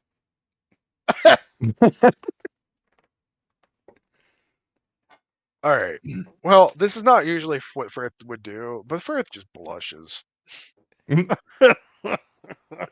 you give me a hand real quick? You got any spare cloth? A little Oh, bit you more want a hand, do supplies. you? Not yours. I got more than just that. All right. I don't know where we've popped into. We've got some time. I took a random scroll. I have a million of these things. They all go to different places, and I think I know where we are, but I really hope it's not where we are. You know what I mean? I don't know. I mean, And just as he says that, you guys can see all around you. There's a bunch of trees. It's jungle. Think Amazon, but more dense. Um, and it's not super light because of the tree or the canopy not letting a light in. But you guys see glowing red eyes in the bushes all around you. And he says, "I think we're in trouble." And that's the end of the session. dun dun dun. Nice. Yeah, did you guys think a BBEG was going to happen tonight? No fucking way. But now we know the Lich is the BBEG. Yeah. I think we do that the whole entire time. But yeah, Right. the next time we'll be seeing our adventurers, you guys will be level 6. Yeah. And you guys will be in Scholl at Jurassic Park. Yeah. Hint, hint, wink, wink. Oh, these are the we're using our characters for Jurassic. No, your characters are just going to be at Jurassic Park. You guys are going to be using other characters for Jurassic Park. You guys might get to meet your characters as the other characters during Oh. Jurassic Park. Got it. Okay. Well, I'm going Um, to end my stream right now, so bye bye. Mm. There we go.